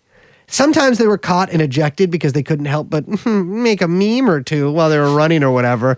Sometimes they actually were pretty successful in this. I was going to say, I do actually think a lot of this was successful. Yeah, well, I do too. I think the funny thing about Fuentes, and this is like a constant. Like, how many within- Groypers do you think are in like low level staff positions? I at think various now a institutions? lot. There's like probably a lot of Groyper. I think Groypers are so I know. young. I don't want to say, okay, maybe they are not self-described Groypers, but they are Groyper adjacent. Groyper in all but name.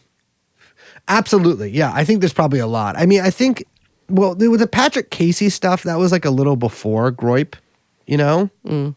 Or like Groyper thing before Nick became like the star that he is. Yeah. That was almost more of like a general like alt-right, like guys, we got to clean our shit up. I guess that's what the dissident right is. They just were branded as the dissident right, and they were like, Well, and they got rid of a lot of the goofies. they got rid of a lot of the goofies and started hiding them behind, avatars. Well, a lot of it. So like they stopped doing like the street protest stuff, like there was some of that. Like there was like the Proud Boys shit and like. Yeah, blah, those guys blah, didn't various stop. Other groups. But they had some help. But like a lot of like the guys sort of surrounded, like Patrick Casey was doing like basically a American version of Identity Europa, Yeah. which is still around, like the Martin Sellner whatever organization. But they like kind of like stopped doing that, and we're just like, we're gonna professionalize. This was like their whole thing, and they've been pretty successful at that. I don't know how big Patrick Casey's podcast actually is, but they've sort of like shed themselves of like the neo-Nazi image, while I believe probably retaining their beliefs. I don't know. I don't really check in on them. Fuentes, though, has a habit of falling out with every single person he ever collaborates with on any level. Like, this is something that is just like, I think Kanye West is the only person he hasn't had like a public spat with. Jaden McNeil, for instance, the guy I was talking about earlier who was at TPUSA, defectee or whatever, he was like Nick's little fucking Bacha Bazzi boy.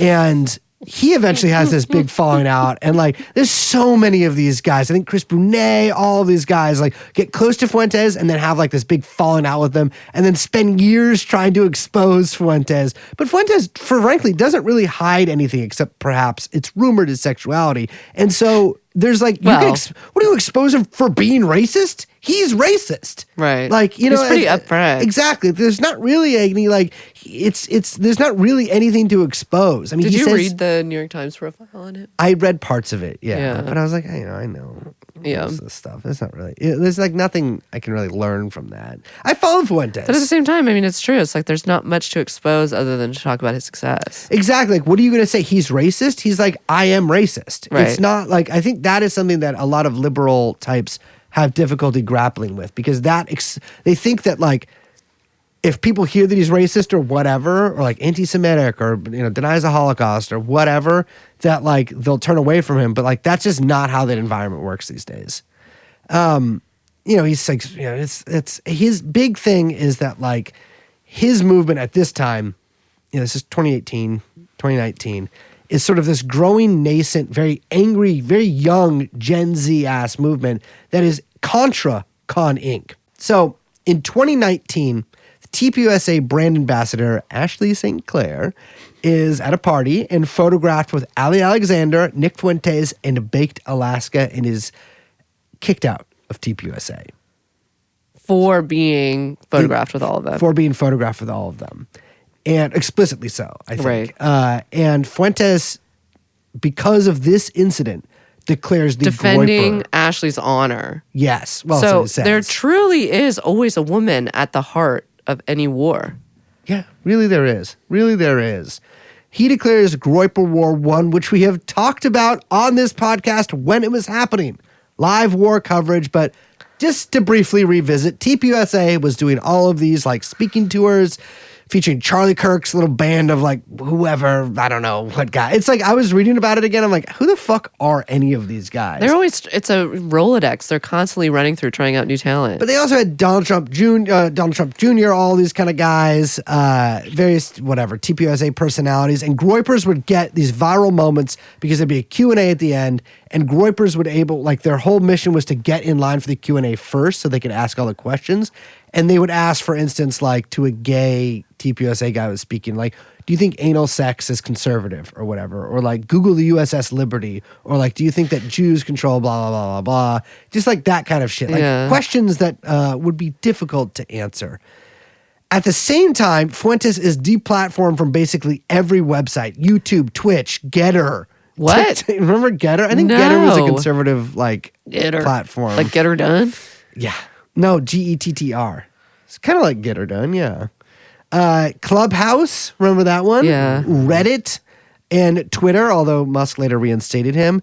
But his like sort of grassroots, or not grassroots, I don't know what to call it, but like his fans, like prominence in all these viral moments is still like getting him all this attention, right? And eventually Charlie Kirk actually stops doing Q&As at these and like cuts the event short because of the Groypers. So they declare victory. The Groyper War was successful. He won the first Groyper War. So he starts making a ton of money. He starts his own platform called Cozy TV. He has, because he's kicked off of like Twitch and everything. Yeah. So he like does his own sort of like live stream platform. I think he's making like a lot. I would assume he's making a lot. He is sort of re-platformed thanks to a live streamer named Destiny, which we're all adults here. We don't need to get into what that is. And is sort of like introduced to like this sort of red pill side of podcasts. Like I think he goes on like the Fresh and Fit podcast, all this kind of shit. So then also famously was at January 6th. There's a lot of questions about why he wasn't arrested, blah, blah, blah, blah. So there's this whole like narrative that he's a Fed or whatever. Later grows quite close to Kanye West and joins Kanye for a dinner at Mar-a-Lago with Donald Trump. Do you remember that? Yeah, absolutely. It was a big fucking Yes. deal. Like McConnell came out and was like, there is no room in the Republican Party for white supremacy. People were like, this is going to tank Trump's chances. He'll never Yeah, recover you can't from have that. Fuentes at Mar-a-Lago. You can't be seen with this guy. And Yeah. yet, here we are.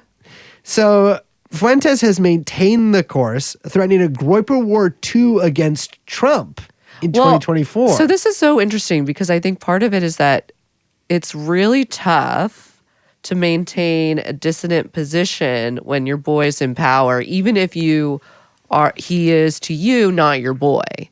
Yes. This is a problem that the left had during Biden. Yeah. And no one, so it's not, I don't mean that in a way to say that like people were supporting Biden or whatever, but you end up kind of being like, you either have to take this like super extreme position against, or you're caught in this mode of like, well, some of it's okay and some of it's not, Yeah. or whatever.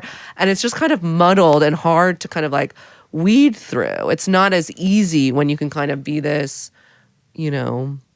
Yeah, I mean, I watched some of his streams after Trump was elected, and like within a couple of weeks, he was like, "There's nobody being deported. It's all for Israel. Right. It's all like it was very clear that he saw that maybe the market was open for a guy who was like actually more right wing than Donald Trump, Right. and was sort of castigating him for not doing enough because so much of the right wing media sphere was involved intimately, sometimes even hired by the Trump government, for instance, to be the deputy director and the director of the Federal Bureau of Investigation. Yeah, totally. So Fuentes has maintained the course. The Groyper is sort of a known quantity now. And now it's like really prevalent on Twitter, for instance, which has really undergone like a 4chanization since Yeah, Musk totally. brought it. But also in the same sense that like 4chan is even like so dated as a sort of platform or like as a kind of like at the forefront of internet culture platform that it also like makes everything on Twitter kind of dated too at the same time. Well, he's also become like a clips star, basically. Like Yeah. he's like yeah, he might be banned personally from a lot of these platforms, but like short form clips, because he's such a good broadcaster that like Yeah, short he's form very clips of talented. him talking about whatever go viral very easily because he's like so eloquent, right? Yeah. He can speak very And well. he's very polemical. Very polemical, and people really like that. And it's crazy. He just does the show straight to camera, right? Yeah. Like there's no guest or anything like that. He just does it straight.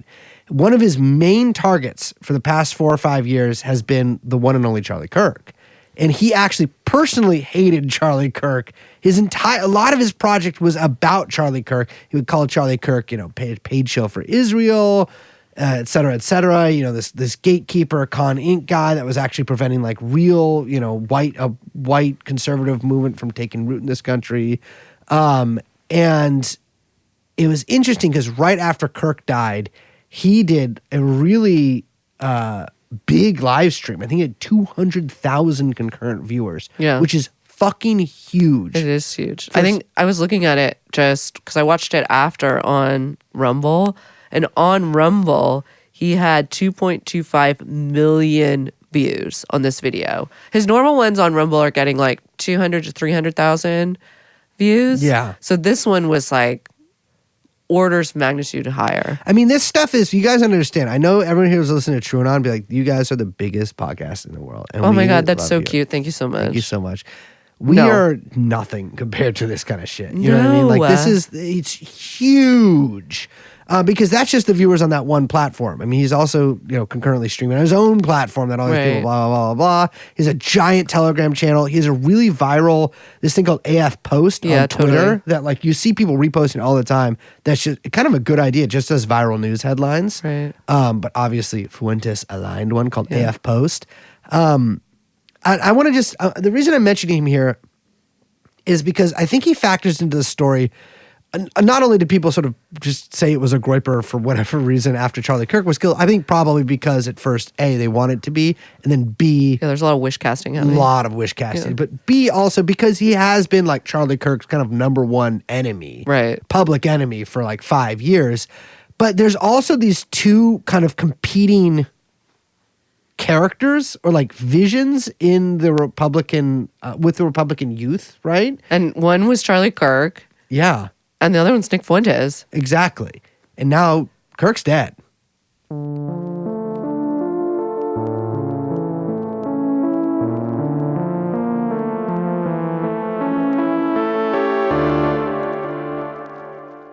September 10th, 2025. One What? day before our live show. Sorry, I thought you were waiting for me to say it. No, I was just taking a dramatic pause, but thanks for stepping on my line. No, it's no problem. No, okay. September 10th, let's walk through what happened. Utah Valley University. It is the American Comeback Tour event. Yeah. Stop one. It is the first day of the tour. Oh, the world tour. They ruined it. Something to close to 3,000 people are there. That's a good amount of people. What the fuck is Utah Valley University? Nobody knows. Police say, I'm going to just go through the facts here. Police say that suspect Tyler Robinson arrives around 11:50 a.m. They've got him on security footage walking around. He's like moving through the parking lot. And then at some point he stops at the stairs and is on the phone, which is very interesting. Interesting. Now, Charlie starts speaking around noon. I'm sure people have seen the videos. He's like in a tent. And it's sort of like he's at a tent at like the bottom of this like tiered, almost like a Chinese tiered rice field. You know what I'm saying? A bit of Terraced an rice amphitheater field. vibe. Yeah, he's at the bottom of a begrassed amphitheater with like students really all around it, thousands and thousands of students. It seems to be in a pretty good mood, you know. Merch like, all around him. yeah, they're really, and there's merch all around him, but there's also security all around him. And there's the really close cameras. Really close Yeah, I don't think cameras. we've seen that footage. I don't think we're seeing Oof. that footage. So he starts speaking at noon. About 23 minutes later, a single shot is fired from about 142 yards away on a rooftop, they say, hitting Charlie Kirk in the neck during a Q&A. Well, it's not just any Q&A. He's doing like one of his kind of debate things, and he's debating with a liberal who, I don't know if you saw this afterwards, but he did an interview, and it's him in his room, and it's got I think it's like a gay flag, a trans flag, a NATO flag, and an American flag. And Oh my it's God, like, all the flags are here. this is genuinely like one of those guys that like, oh, that's like a weird person on Twitter that like Yeah, can't totally. exist. But I'm like, this is a real one of those guys. He's got them all.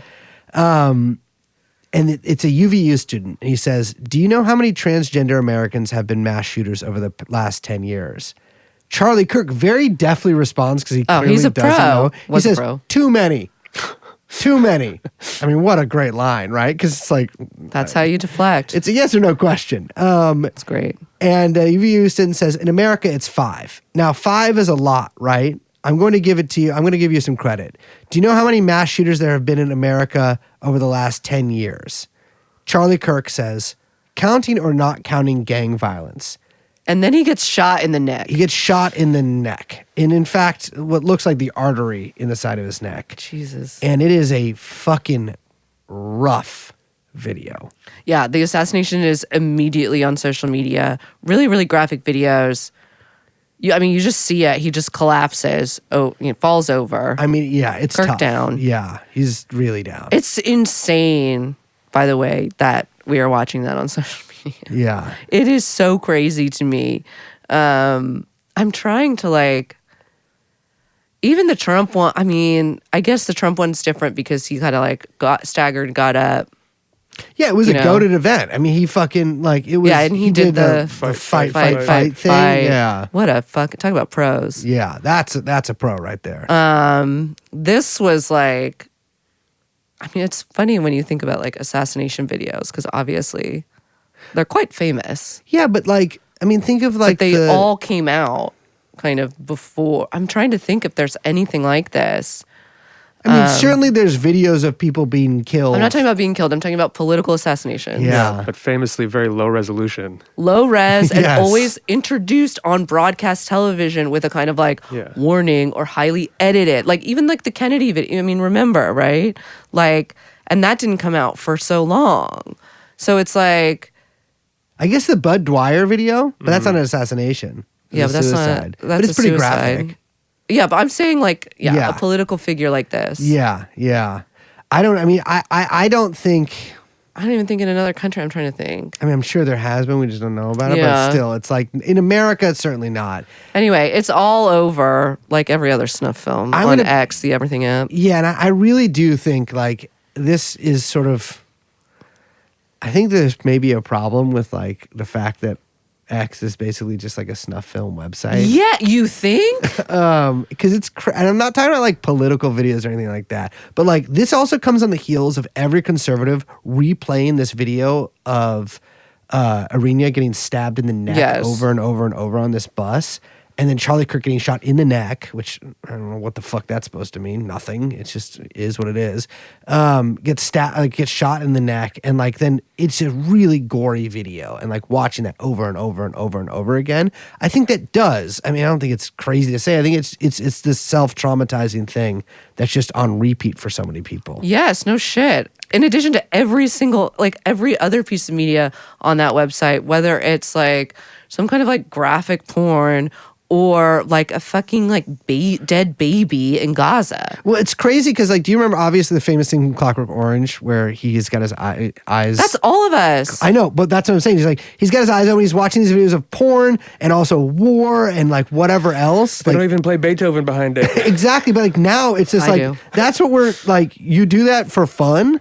You're just doing the Clockwork Not even Orange fun. thing. It's compulsive. Yeah, you're right. It's this weird sort of low grade again dopamine hit that you get from just being lost in a world that isn't the one outside your phone over and over. But basically just doing the Clockwork Orange scene to yourself. It's fucking insane. So let's talk about this. A bolt action rifle. Mm-hmm. They found it on the scene. Yeah. I'm gonna read from the initial report. Investigators noted inscriptions that had been engraved on casings found with the rifle. Inscriptions on on the fired casing. Oh, interesting. I didn't realize that. Yes, on the fired casing read, "Notices bulge." How do you say this out loud? OWO. OWO. Oh, whoa. What's this? Dude, that's what fucking killed Charlie Kirk. I just would like to pause on that for a second. That is crazy. I don't it's what do you even say to that? I don't know. It's Well, just- did you see the press conference when I think it was the governor? Yeah, he read it out. He read it out and he's like, I don't even know. You could see how uncomfortable he was just speaking meme out loud that of course he didn't understand or wasn't a part of. And I'm sure maybe someone explained it to him because he can Google that doesn't it, mean that it he doesn't- understood what it was. I don't understand it. I know what it is. But also just trying to process that there's an internet meme fucking inscribed onto a bullet casing for this political. There's so many levels here. It's wild. The other unfired casings read because there was only one shot fired. Yeah. Hey, fascist, catch. And then up arrow symbol, right arrow symbol, and 3 down arrow symbols. Is that a video game thing? Yes. It is a video game thing What is from a it? video game called Helldivers 2, which is, I mean, I've not played it, but it is a very popular kind of meme-y, I would say, video game. It's just like an online game that caught on. I think the world is sort of like a Starship Troopers. Yeah, it's like they're a sort of fighting Starship bugs. Troopers kind of thing. But I think that is a symbol from what I've read for you got to press that in and you call in a very large bomb that I think is probably effective at destroying your enemies in that game. And then one that says, oh, Bella Ciao, Bella Ciao, Bella Ciao, Ciao, Ciao. The lyrics from the famous anti-fascist partisan song in Italy, Bella Ciao. And then if you read this, you are gay, LMAO. Now, I'm going to be honest here. I don't know which convention it is, but for instance, there are several weapons that are technically banned in the use of war, or in war. Dum-dum bullets, for instance. I think poison gas is banned, for instance. What we're encountering here is another one of those things that I think, as a result of our modern age, that the people who kind of came up with these rules of war had not yet considered.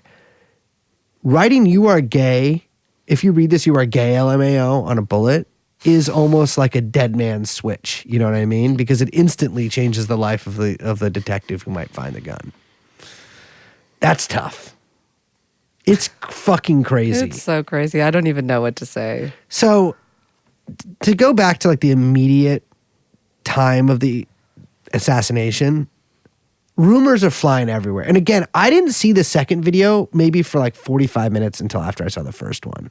It was like a little delayed in the upload. Yeah, they Or weren't announcing anything. Yeah. But rumors are flying. Glenn Beck says that Charlie's stable, that he might recover, and then people, this kind of takes off on Twitter and people are repeating it over and over and over again. And I figured, because I only saw the first video and you just see Charlie jerk and you don't really see much happen, but it's filmed from far away and it's pretty grainy. And I was like, okay, maybe like somehow like the bullet, you know, some these things happen. Bullet can go through. I knew a guy who got shot in the neck with a fucking 7.62 round and he lived. And he was fine because he just went through somehow. I have no idea this even happened. Just part of his neck that just, I don't know what, didn't kill him. And I wasn't there when it happened, but I knew him afterwards. I was like, all right, maybe. And then I saw the actual video. I was like, that's definitely not happening.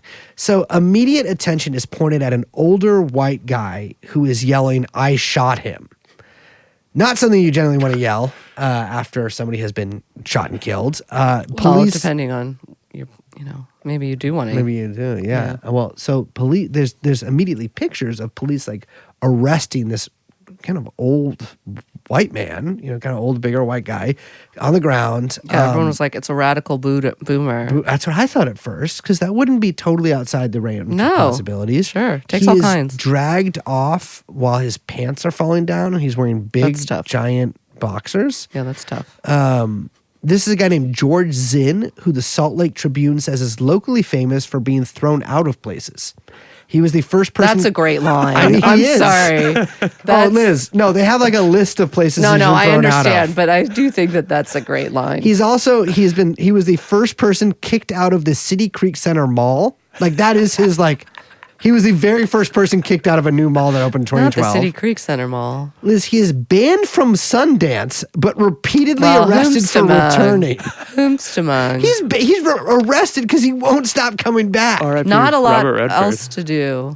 I think in he is Utah. at one He point was just arrested on child porn charges. like 10 minutes ago. Yes. Yeah, he was just charged with 4 counts of child porn. Yeah. Which I I'm feel bad assuming they laughing. found when they were searching his person after the. Probably found it on his phone. After and he his said he pants. actually admitted and believed to the police, according to TMZ, that he was sexually attracted to children. And so, but I guess he's saying all kinds of shit, although I get there's some does evidence like of to that. talk. But he's like, I shot him, please shoot me. Aw. And I think he's obviously an insane guy. Oh, you think? Yeah. And so he's arrested, and then it's pretty clear, like, soon after that he wasn't the shooter. He also didn't have a gun. And also, like, when this was happening, I was like, it's weird because it really doesn't seem like someone shot him in the crowd. Because Right. no one in the crowd is reacting to a gunshot. Like they are in Well, some way. also not to whatever, but you'd think that like if you get a guy in the neck, you had to have kind of a clean look at him, Yeah. you know. And in the crowd, it's kind of tough. Yeah, I mean, maybe he's right up front, but like, if that happened, then someone would, you know what I mean? Like, it was a little weird, but I was like, then came out pretty quickly that it was not him. They also randomly arrested a guy at his home named Zachariah Qureshi, which I don't know who he is, but his dad is named, I think it's like Muhammad, and so I'm assuming maybe this is someone Just of a little Arab profile. descent. He is a 25-year-old fan of Charlie Kirk. The police come to his house and arrest him. No explanation is given, but this is when Kash Patel sent the initial tweet of subject in custody. And the rumor is that he sent that tweet while dining at exclusive Italian red sauce joint in New York City, Rouse, like at the table. I mean, I believe that. I can visualize in my head. He is like covered in like red sauce Italiano style, like with the napkin on the shirt, like spaghetti hanging out of his mouth. Snizzed out of his mind, like talking to his 19-year-old girlfriend, being like, we're going to get this fucker who got Charlie. Terrible Zinfandel or something. He is so fucking ugly. It is crazy. Did you see? He was wearing a Liverpool FC shirt or tie. Yeah. In front of Congress today. Can you fucking... that is so insane. Do you have any respect, sir? Very gauche. I mean, it's very gauche. It's the gauche. decorum? I mean, You're gonna wear a novelty sports tie to fucking Congress? It's Kash Patel. Did you see that there's this lawsuit, which we need to read. Actually, I downloaded it yesterday. I was like, I don't have enough time to read this before the show because I had to do this other shit. But there's that lawsuit against those fired FBI agents, like I think 3 of them, against Kash Patel, that like details how he been spending a lot of his work time designing his fucking challenge coins.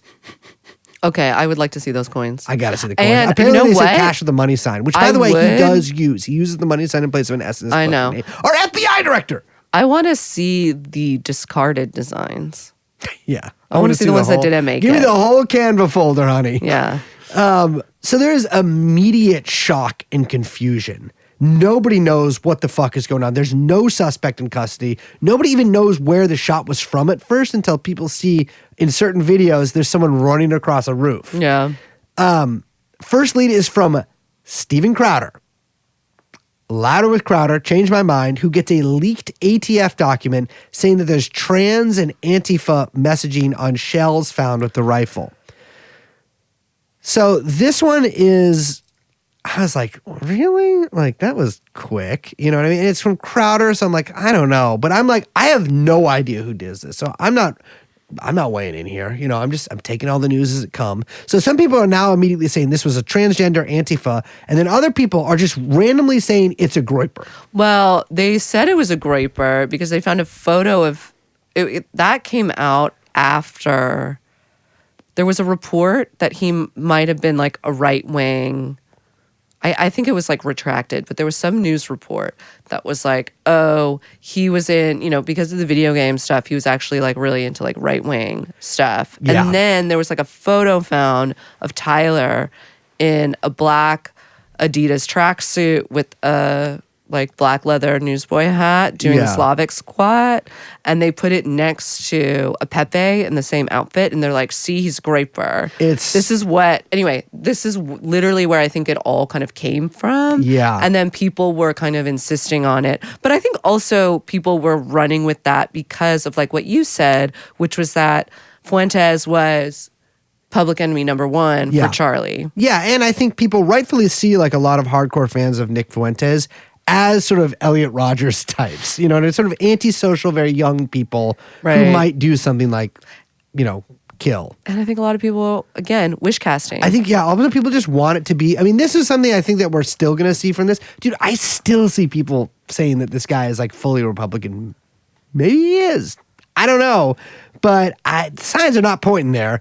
I think everyone just wants this to be the fault of their political enemies, as everyone wants everything to be the fault of their political enemies. I mean, there is a surveillance photo that is released of the suspect, and it is just like a white guy wearing sunglasses and like some American flag t-shirt. That, however, is immediately enhanced by like power Twitter users using Grok, and a face that Grok makes up is just put on the guy's face. I just said the word faced, but you don't understand. Liz and I Grace are is quite sick. Liz, you're also a little sick. Don't Yeah. blame this all on I'm me. like low grade, always sick. But apparently. I'm fucking sick. And the like photo is spread everywhere, but it's just the fake photo that Grok enhanced. But Grok can't actually. But there was a bunch of that shit. There was also like a bunch of edited photos of the kid with a Trump shirt on. Yeah. That like that fucking account, anonymous account or whatever, like put up and then like retracted it. But of course, no one sees the retraction or whatever. Yeah. And so that photo of him with a photoshopped with a Trump shirt on, like spread everywhere. And everyone, this is one of the more fascinating aspects, was watching in real time everyone in a kind of like posters war over whether this kid was a Democrat or a Republican. Weren't they also photoshopping like mask on him to be like, oh, Yes. he's a left-wing No, they did. They had, COVID mask guy? They had a photo of him that they put a mask on to be like, look, he's a libtard. Yeah. It is, I have almost never seen anything like it, where like based on, and this was before the bullet actual like engravings came out. Yeah. And so like there was genuinely almost nothing to go up for on this guy, like go with on this guy. This was before the guy's name was even announced, right? Like people were saying that he was a Antifa radical DSA member, and they were posting this video of some like guy from DSA Salt Lake City giving some speech going like, when we fight, we win, like some shit like that just a few days earlier. And then also people being like, he is a far right neo-Nazi Groyper who killed Charlie Kirk because Charlie Kirk wasn't radical enough. Yeah. But they apprehended the suspect. Well, I don't know if they apprehended the suspect is actually the right way to put it. The suspect turned himself in. It seems like, or it's reported that it was at the urging of his dad. Yeah. Well, it's like he, I guess, maybe told his dad, and then the dad called in a pastor. I guess they're probably Mormon. And so the pastor was like, I'm turning your ass in. Yeah. They call the police. And yeah, I guess his dad recognized him from pictures. Which I'm like, I don't know. Really? That doesn't really look that. I mean, the pictures are kind of grainy. It's kind of tough to. Well, I would just be like, that wasn't me. You know what I mean? Not me. I think the kid But lived a few hours away from the college too. So I'd just be like, that wasn't me. I was at work. It's crazy because, yeah, it all kind of, I don't know. It all kind of came together. Let's talk about him. This kid, Tyler Robinson, 22 years old, from Utah. He was enrolled at Utah State University for one semester and then transferred to an electrical apprenticeship at Dixie Technical College. And it's funny, the right really was like, oh, he got radicalized in the one semester. They're still saying that. Yeah. No, Pam Bondi, I believe, said No, that, well, we'll talk about how last the night. White Yeah. House is using all of this stuff and all these details. But so he was arrested on September 12th. I believe he's being charged today, probably before this comes out. But really, all like right now, still the battle is over like what his politics were. Yeah. Not even necessarily, I want to separate that, not even necessarily his motivation. It seems like everyone is like, well, he just wanted to kill Charlie Kirk. Okay. But like, or ideological motivation, but like what party can we pin this on and who can we go after for this and how can we use this to our political advantage? Yeah. I mean, that is the big scrambling around here. I do think that like it's a little, in my opinion, although look, there's plenty of, who knows what's going to come out? Who knows? Maybe there's a secret Discord manifesto that we have no idea about. Well, there was text that just came out. What did they say? I think he said he left a note to his partner, I guess. Is that the one that the FBI was talking about? Yeah, the one that they reproduced. He said, I had enough of his hatred. Some hate can't be negotiated out. That's what he says, why he did it. Well, the note that he left said, I had the opportunity to take out Charlie Kirk, and I'm going to take it. And then later that's a text that he sent being like, after his partner's like, why did you do it? And they're sort of focusing really right now on the main thing is that like the right is really honing in on is, at first they're like, he's trans, and now it's like transgender partner. and they're making it. And this was like they were saying that the notices bulge uwu. It's tough for me to say this. Notices bulge uwu. What's that? Written on the bullet was like a trans reference, but I think it's more of like a furry thing. Not that the two. I think people are trying to like divine way more coherent or legible, ideological like reasons for this than are present. Like it's kind of like there's like there's always a little bit of a fight, explicit or not, between the right or the left. Was Travis Bickle a left wing or right wing? And it's sort of just like yes. Yeah. And like to me that is kind of America, you know what I'm saying? Like I don't think this kid or whatever, I don't think anyone thinks legibly or coherently about anything really. And this kind of left, right, whatever, that is a sort of spectrum that people are kind of constantly moving around. And even more so now because of the speed of social media demanding reactions. Oh, yeah. And those reactions then constantly shaping people's so-called quote-unquote politics as like news continually gets patchworked out through all these different like influence nodes. And I feel like it's one of those reasons why we were talking about this earlier, the kind of like calling people hypocrites doesn't stick. And it's not because it's not just because that's like slippery to like nail people to, but because people actually don't think of anything they're doing as ideologically inconsistent. No. Because all of their beliefs are constantly morphing and shaping along this current that is punctuated by all of these quote unquote events or content pieces or whatever that shape and reshape the ways in which people are reacting to them.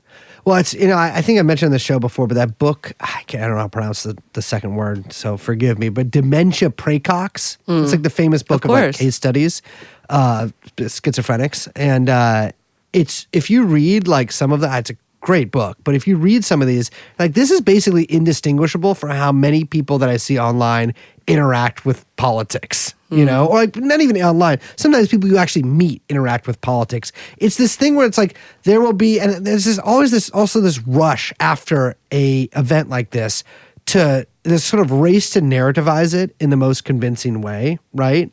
And it's almost like willing it to happen in your specific way, because if you at least put out a more generalized set of, I don't want to call it facts, but like a story, right? And whatever evidence comes out, you just conform it to that story. You know what I mean? And so like pretty much immediately before anything was known, all right wing were like, this was a trans Antifa person. Yeah. This also really piggybacks off of a narrative that has kind of been building on the right about transgender mass shooters, which is, they're counting that one in, I don't remember what it was, sorry, but that recent really horrible one with the church. What I mean? That guy shot all those church kids, because that guy I guess had at one point changed, like had been transgender and then I guess detransitioned.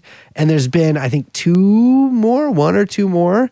Although I think that one was like a 764 person, which is, I mean, anyways, we'll probably talk about the 764 stuff on another episode. We have already talked about it, but we're going to probably talk about it again.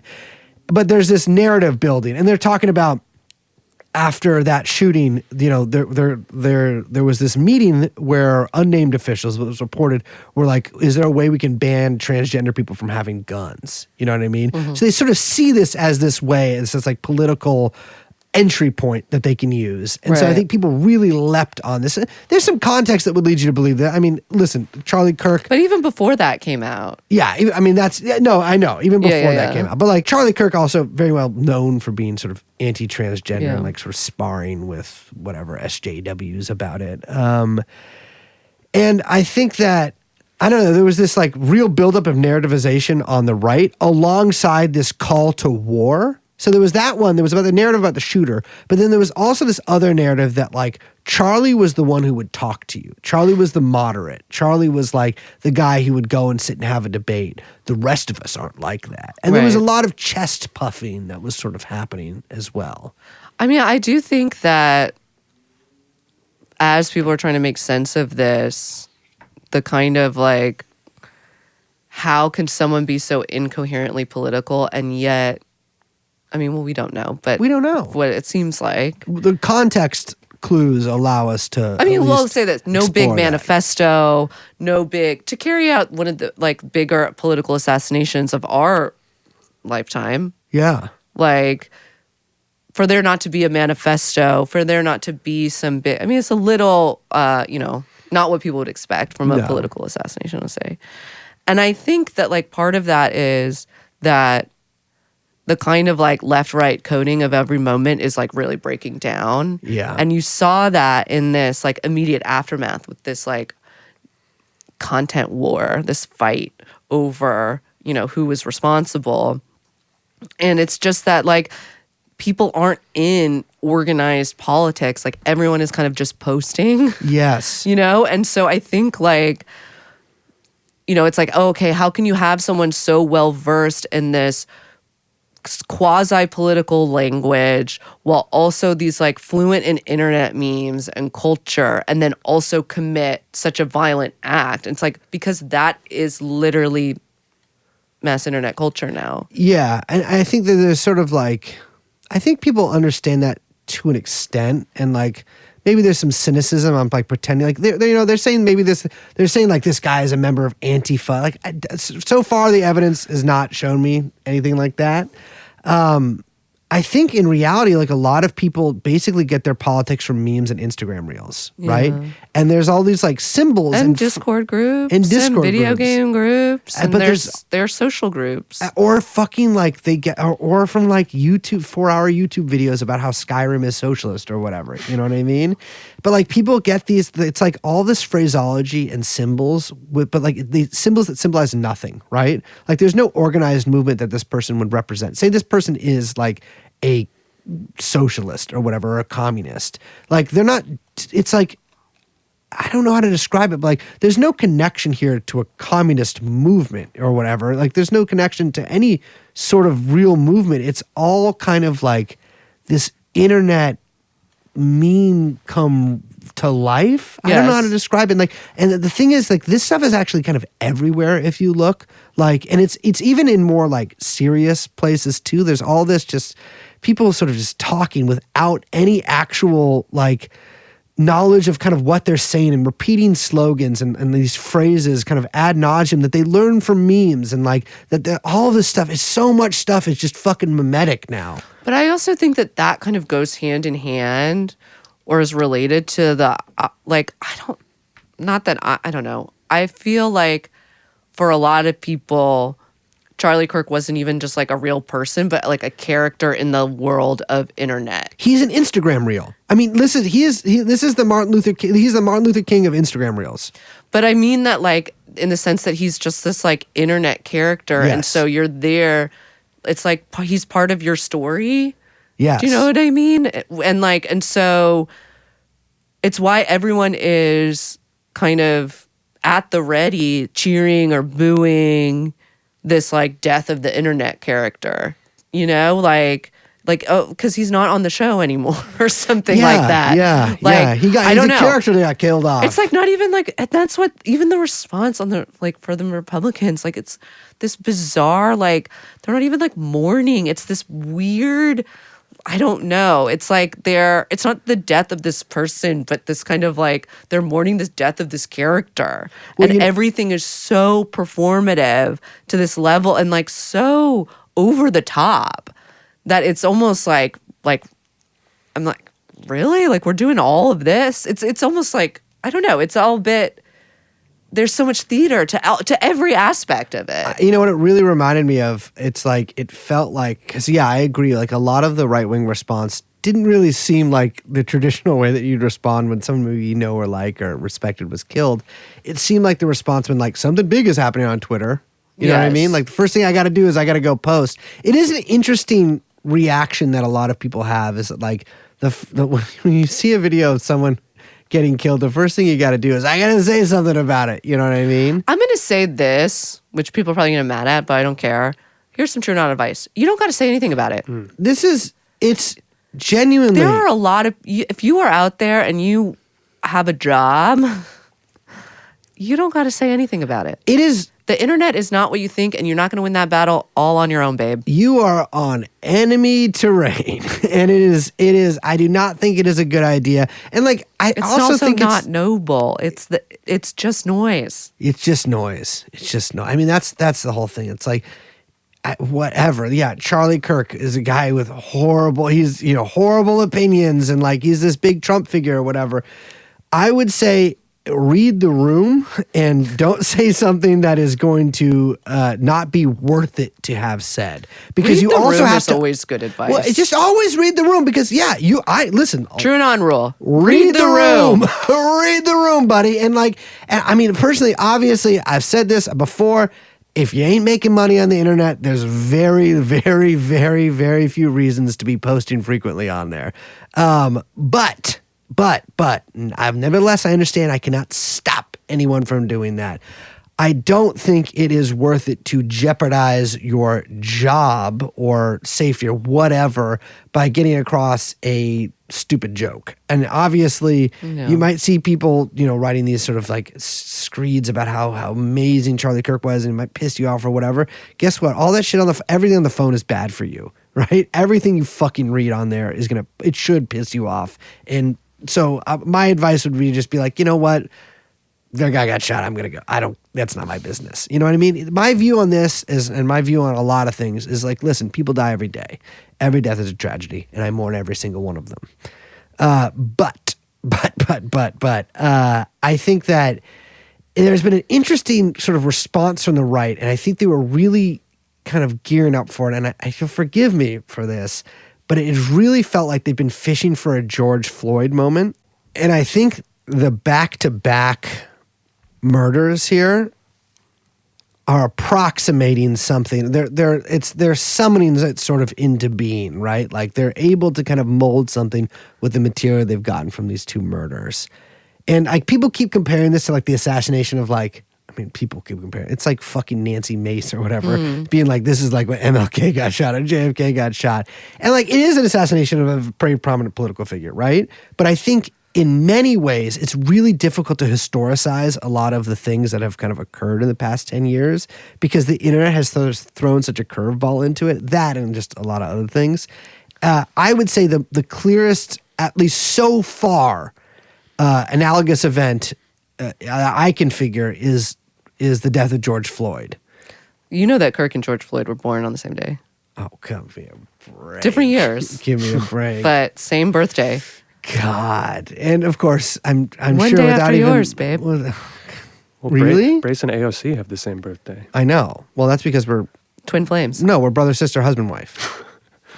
Same thing. Yeah, brothers. It's the same thing. It's Twin all one thing, baby. Right? We're all one race. No, of I mean, I human do race. think, I know, I'm not joking. Apparently they do have the same birthday, Jesus which Christ. is very weird. But I think that your point about the George Floyd thing, I mean, I do think that there's a lot of eerie similarities in terms of the response. I mean, I think it's important to kind of mention that prior to this, for the Trump admin, the situation was not great. The economy is going downhill. They're getting more questions about that. There's all funny business with the Fed, but also all the numbers, and they're firing the numbers guy because they don't like the numbers. Numbers guy's out. The Epstein stuff wasn't going away. That was really bothering The their birthday base. book came out. We did a fucking emergency episode. I think that like the White House was losing a bit of a purpose, at least in the news, right? And people kind of drifting, questioning things. So they are clearly jumping on this and taking advantage of it from as many angles as they can. So I think that explains some of the reaction. Yes. In addition to the fact that, as we explained, Charlie Kirk was so fucking close to, I mean, really prominent people in the White House, and then at all levels of the government. Yeah. And in all donor networks and all everything, right? And so it's kind of like a both and situation. But the White House response to this has been insane. It's been fucking crazy. I mean, it is. I mean, I don't even know how like.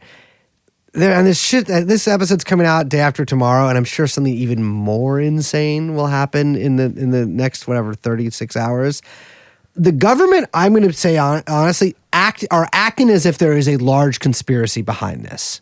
In fact, they're sort of also lumping the arena murder in with that as well, but they're saying like they did this. Well, so yeah, that has been a long-standing. I mean, obviously Stephen Miller and JD Vance. JD Vance had that really famous or like infamous quote that I'm not going to even try to attempt to quote it because I'll get it wrong. Where, what did he say? We need we need to like go through and really like not cleanse or audit, but it was like something about like left-wing groups and in colleges and universities. Yeah, I mean this has been a. But it was like way refrain. before. Oh. It was like when he was running for. It was like during his kind of. I would say group chat podcast moment on the circuit. But the kind of how do we go after and criminalize left-wing groups has been a project for the administration since coming in. I mean, there's all that stuff in Project whatever it is. 2025. Yeah.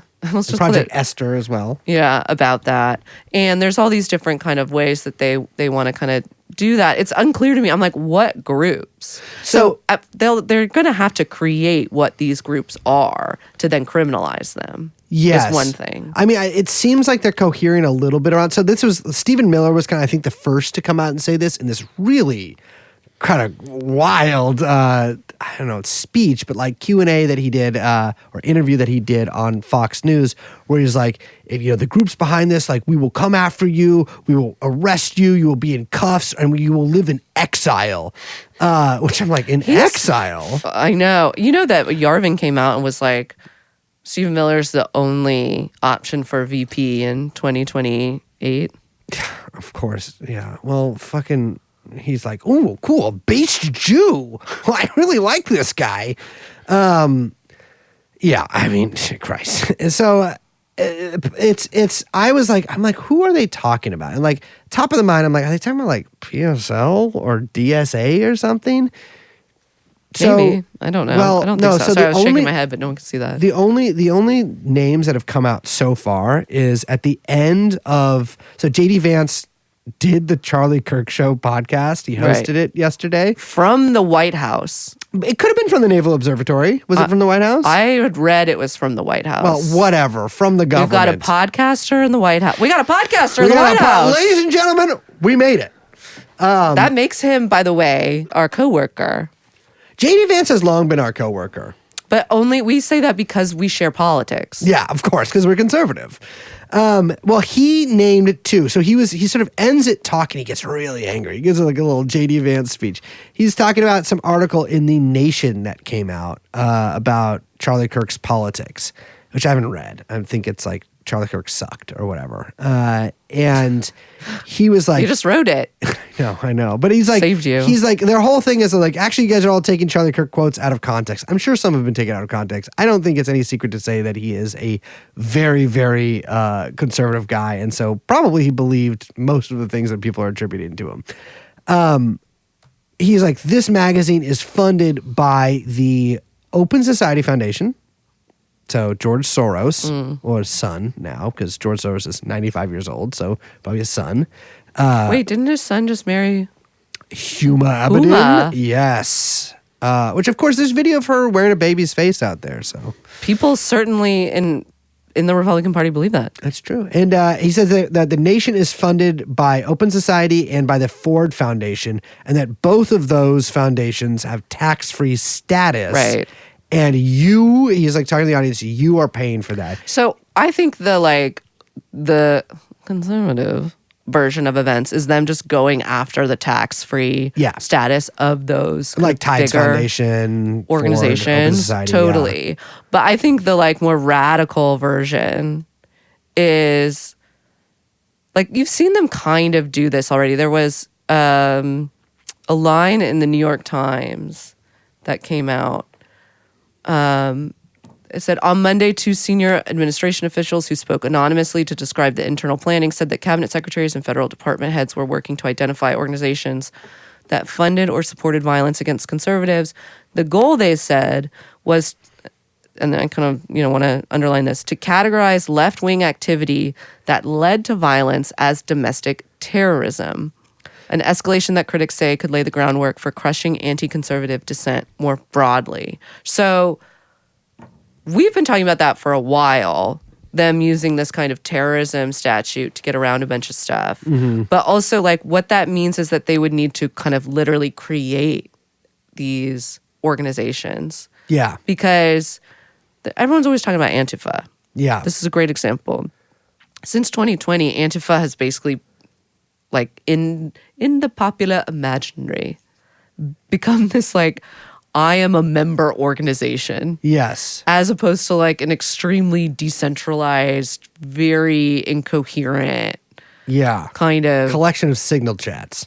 Yeah. I mean, I think it's really difficult to call that an organization under any kind of, like, legal understanding that we would understand, like, a gang. Yeah. Or we would understand a clear, ideologically motivated, organized group, like as they have designated political groups in the past as domestic terrorists. I mean, think about like animal rights groups. Oh yeah, or something, or the Christian identity movement, or something Sure. like that. You know what I mean? Like something that had like meetings and memberships. And, Totally. I'm not going to say that like no anti-fascist groups have something similar to this, but the thing is that space is generally dominated by anarchists, and the sort of decentralization is sort of a pillar of their beliefs. And so oftentimes these things are not very organized in the traditional sense like that. And they also probably understand that like if they did get organized in that sense, they would be pretty easy to bust up. Totally, which is another way of also saying that like nothing is Antifa, which means everything can be Antifa. Exactly. I mean,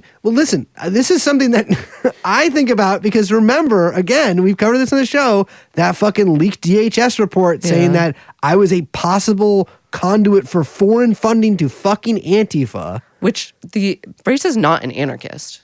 First of all, I'm not an anarchist, but second of all, He's a conservative. and I've never actually said this on the show before, I punched an Antifa guy about 4 years ago, or 5 years ago, in Oakland at a protest. Because you're anti-woke. No, because he was being really mean to an old guy. I don't know if he was like, I don't know what this guy's politics were. But he was like a black guy. And he fucking pushed an old guy who wouldn't get out of his way because he was like old. And I punched him.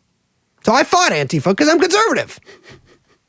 But like that, it's so broad that like I am, and I'm not a street fight guy. Listen, I'm a man. Not only am I a conservative, but I'm a compassionate Christian and anti-fighting conservative because I'm disabled. You are a man of peace. I'm a man of peace, and I'm in a wheelchair. Not yet. No, but they don't know that. It's an audio podcast. So I couldn't do any of this stuff. Regardless, I do agree. I think that there is this first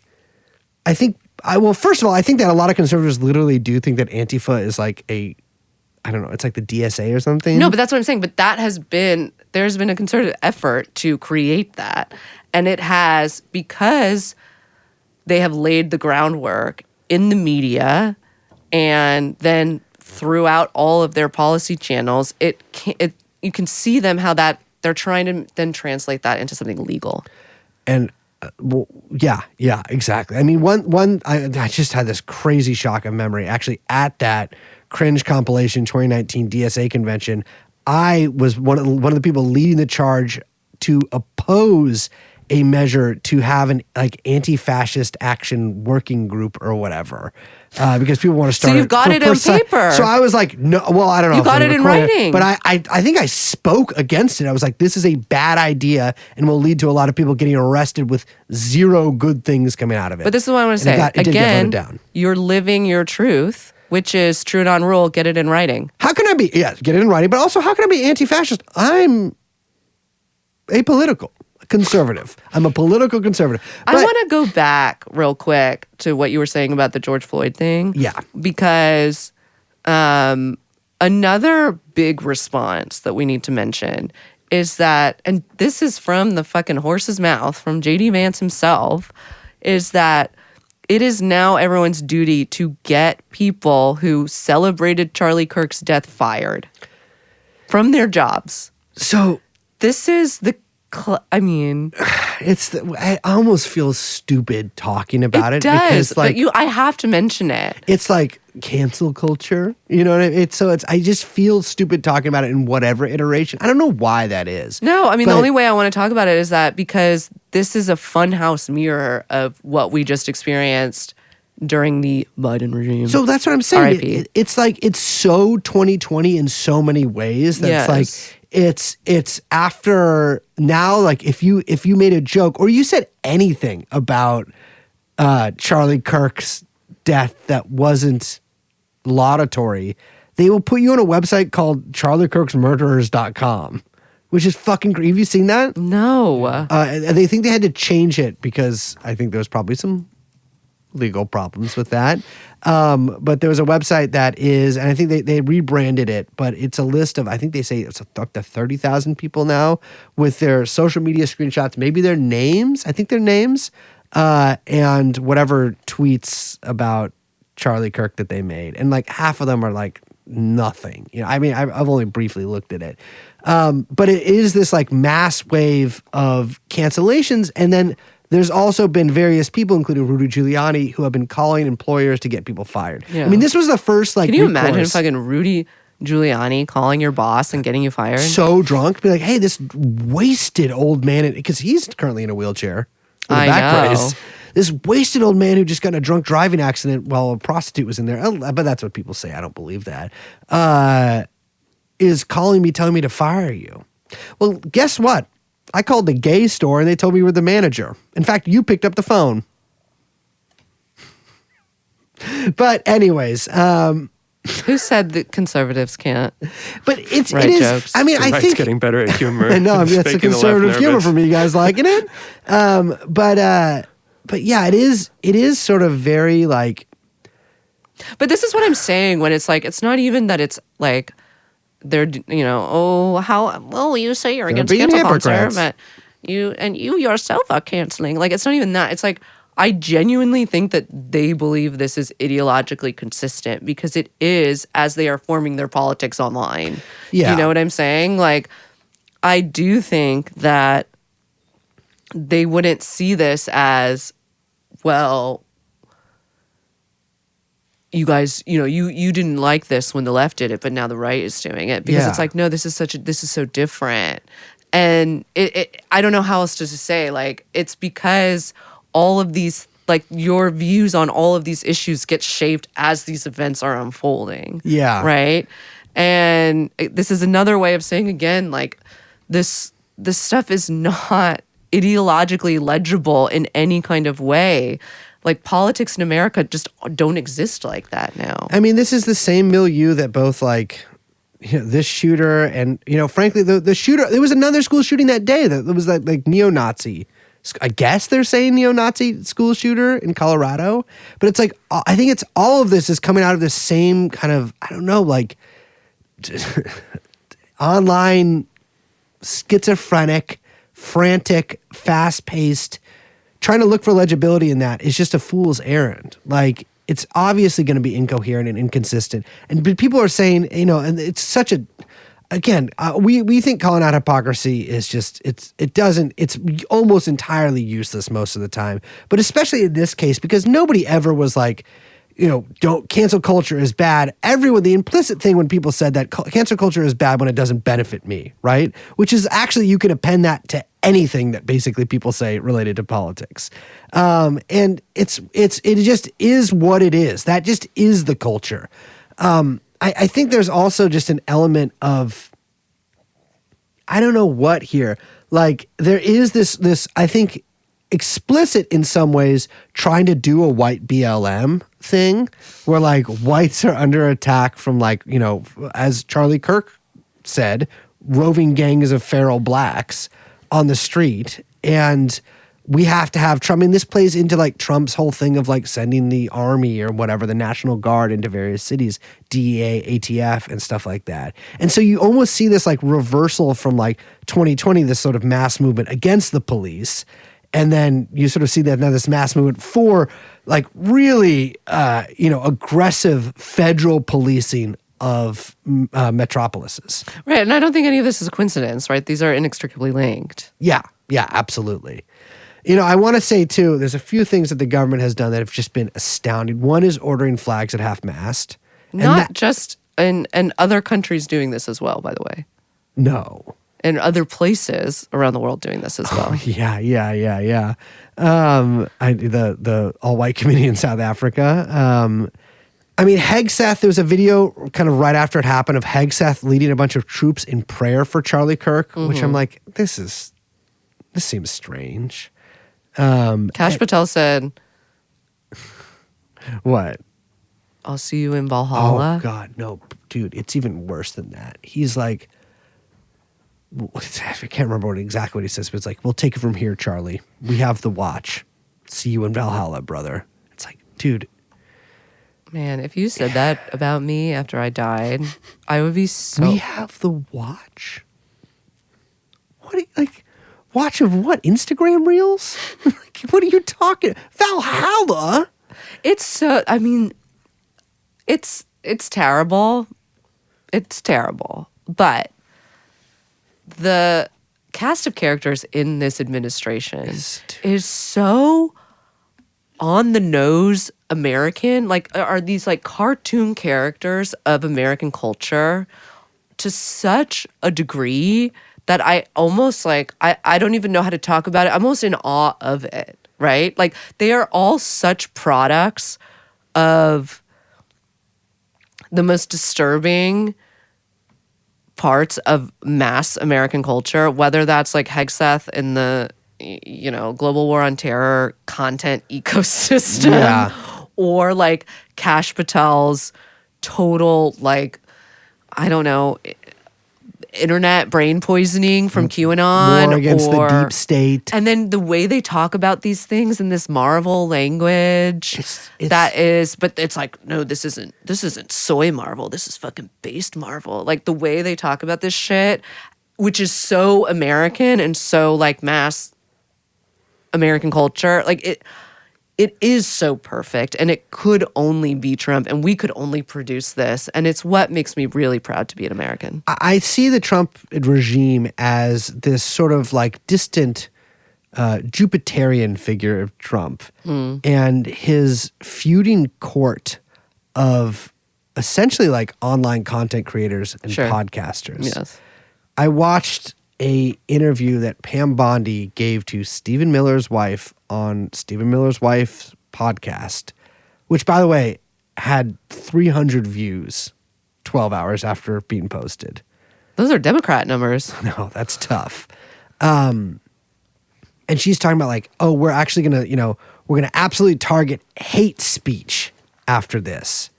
Which is also... That's not even what she said. She went further than that. Oh, no, she repeated it several times. She said that it was basically that it wasn't protected speech. Well, it's inciting violence, which, by the way, just to be clear, it is protected speech. Yes, there is a very narrow carve out that is literally if you're come with me, let's burn this bank, and then you burn the bank with a bunch of that's not protected speech. Well, but calling for even calling for violence against the government is protected speech, because there was that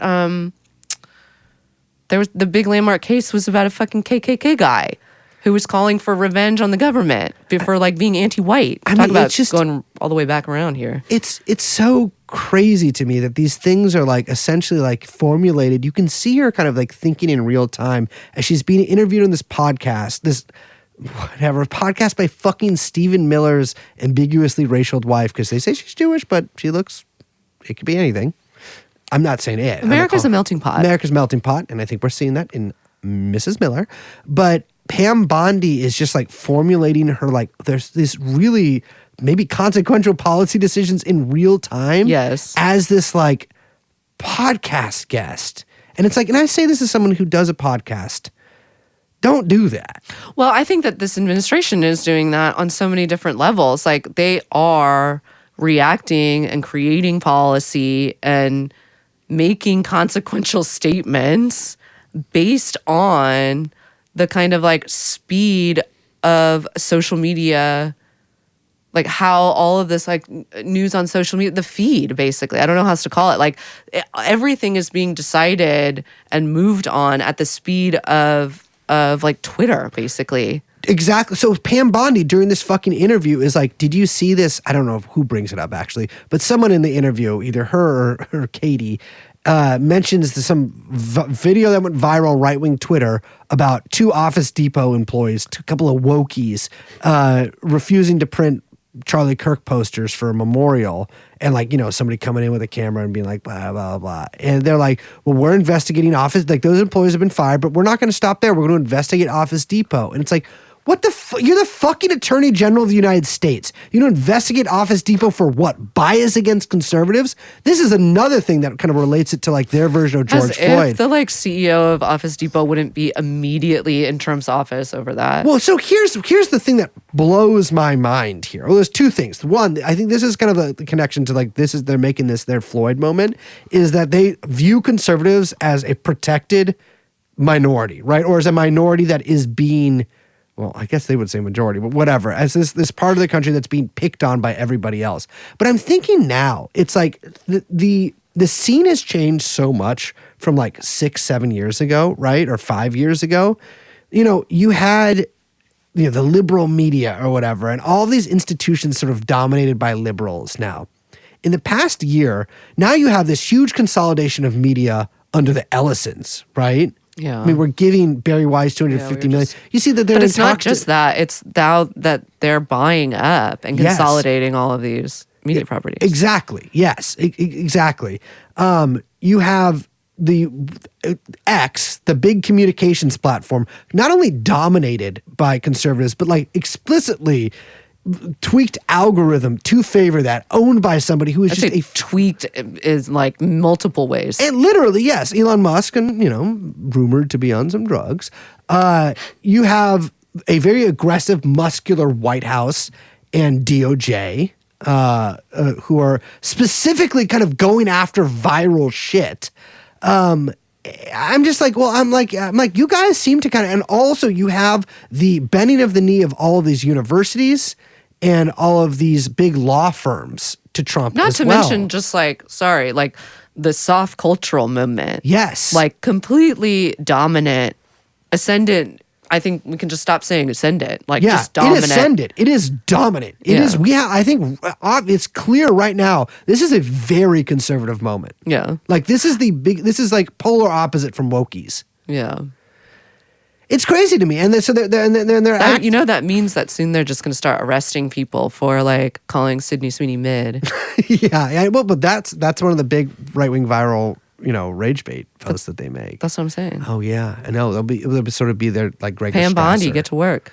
I know. It's so, and like the fucking, I think about these like football stadiums who like, or like football teams like 5 years ago, 6 years ago, whatever, had these like tributes to Floyd.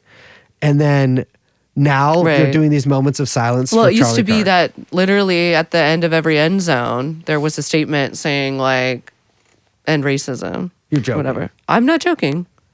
This is what you miss when you miss, you know. You have to run towards something that Sunday says end ticket. racism. Well, it's quite slim, I'll say.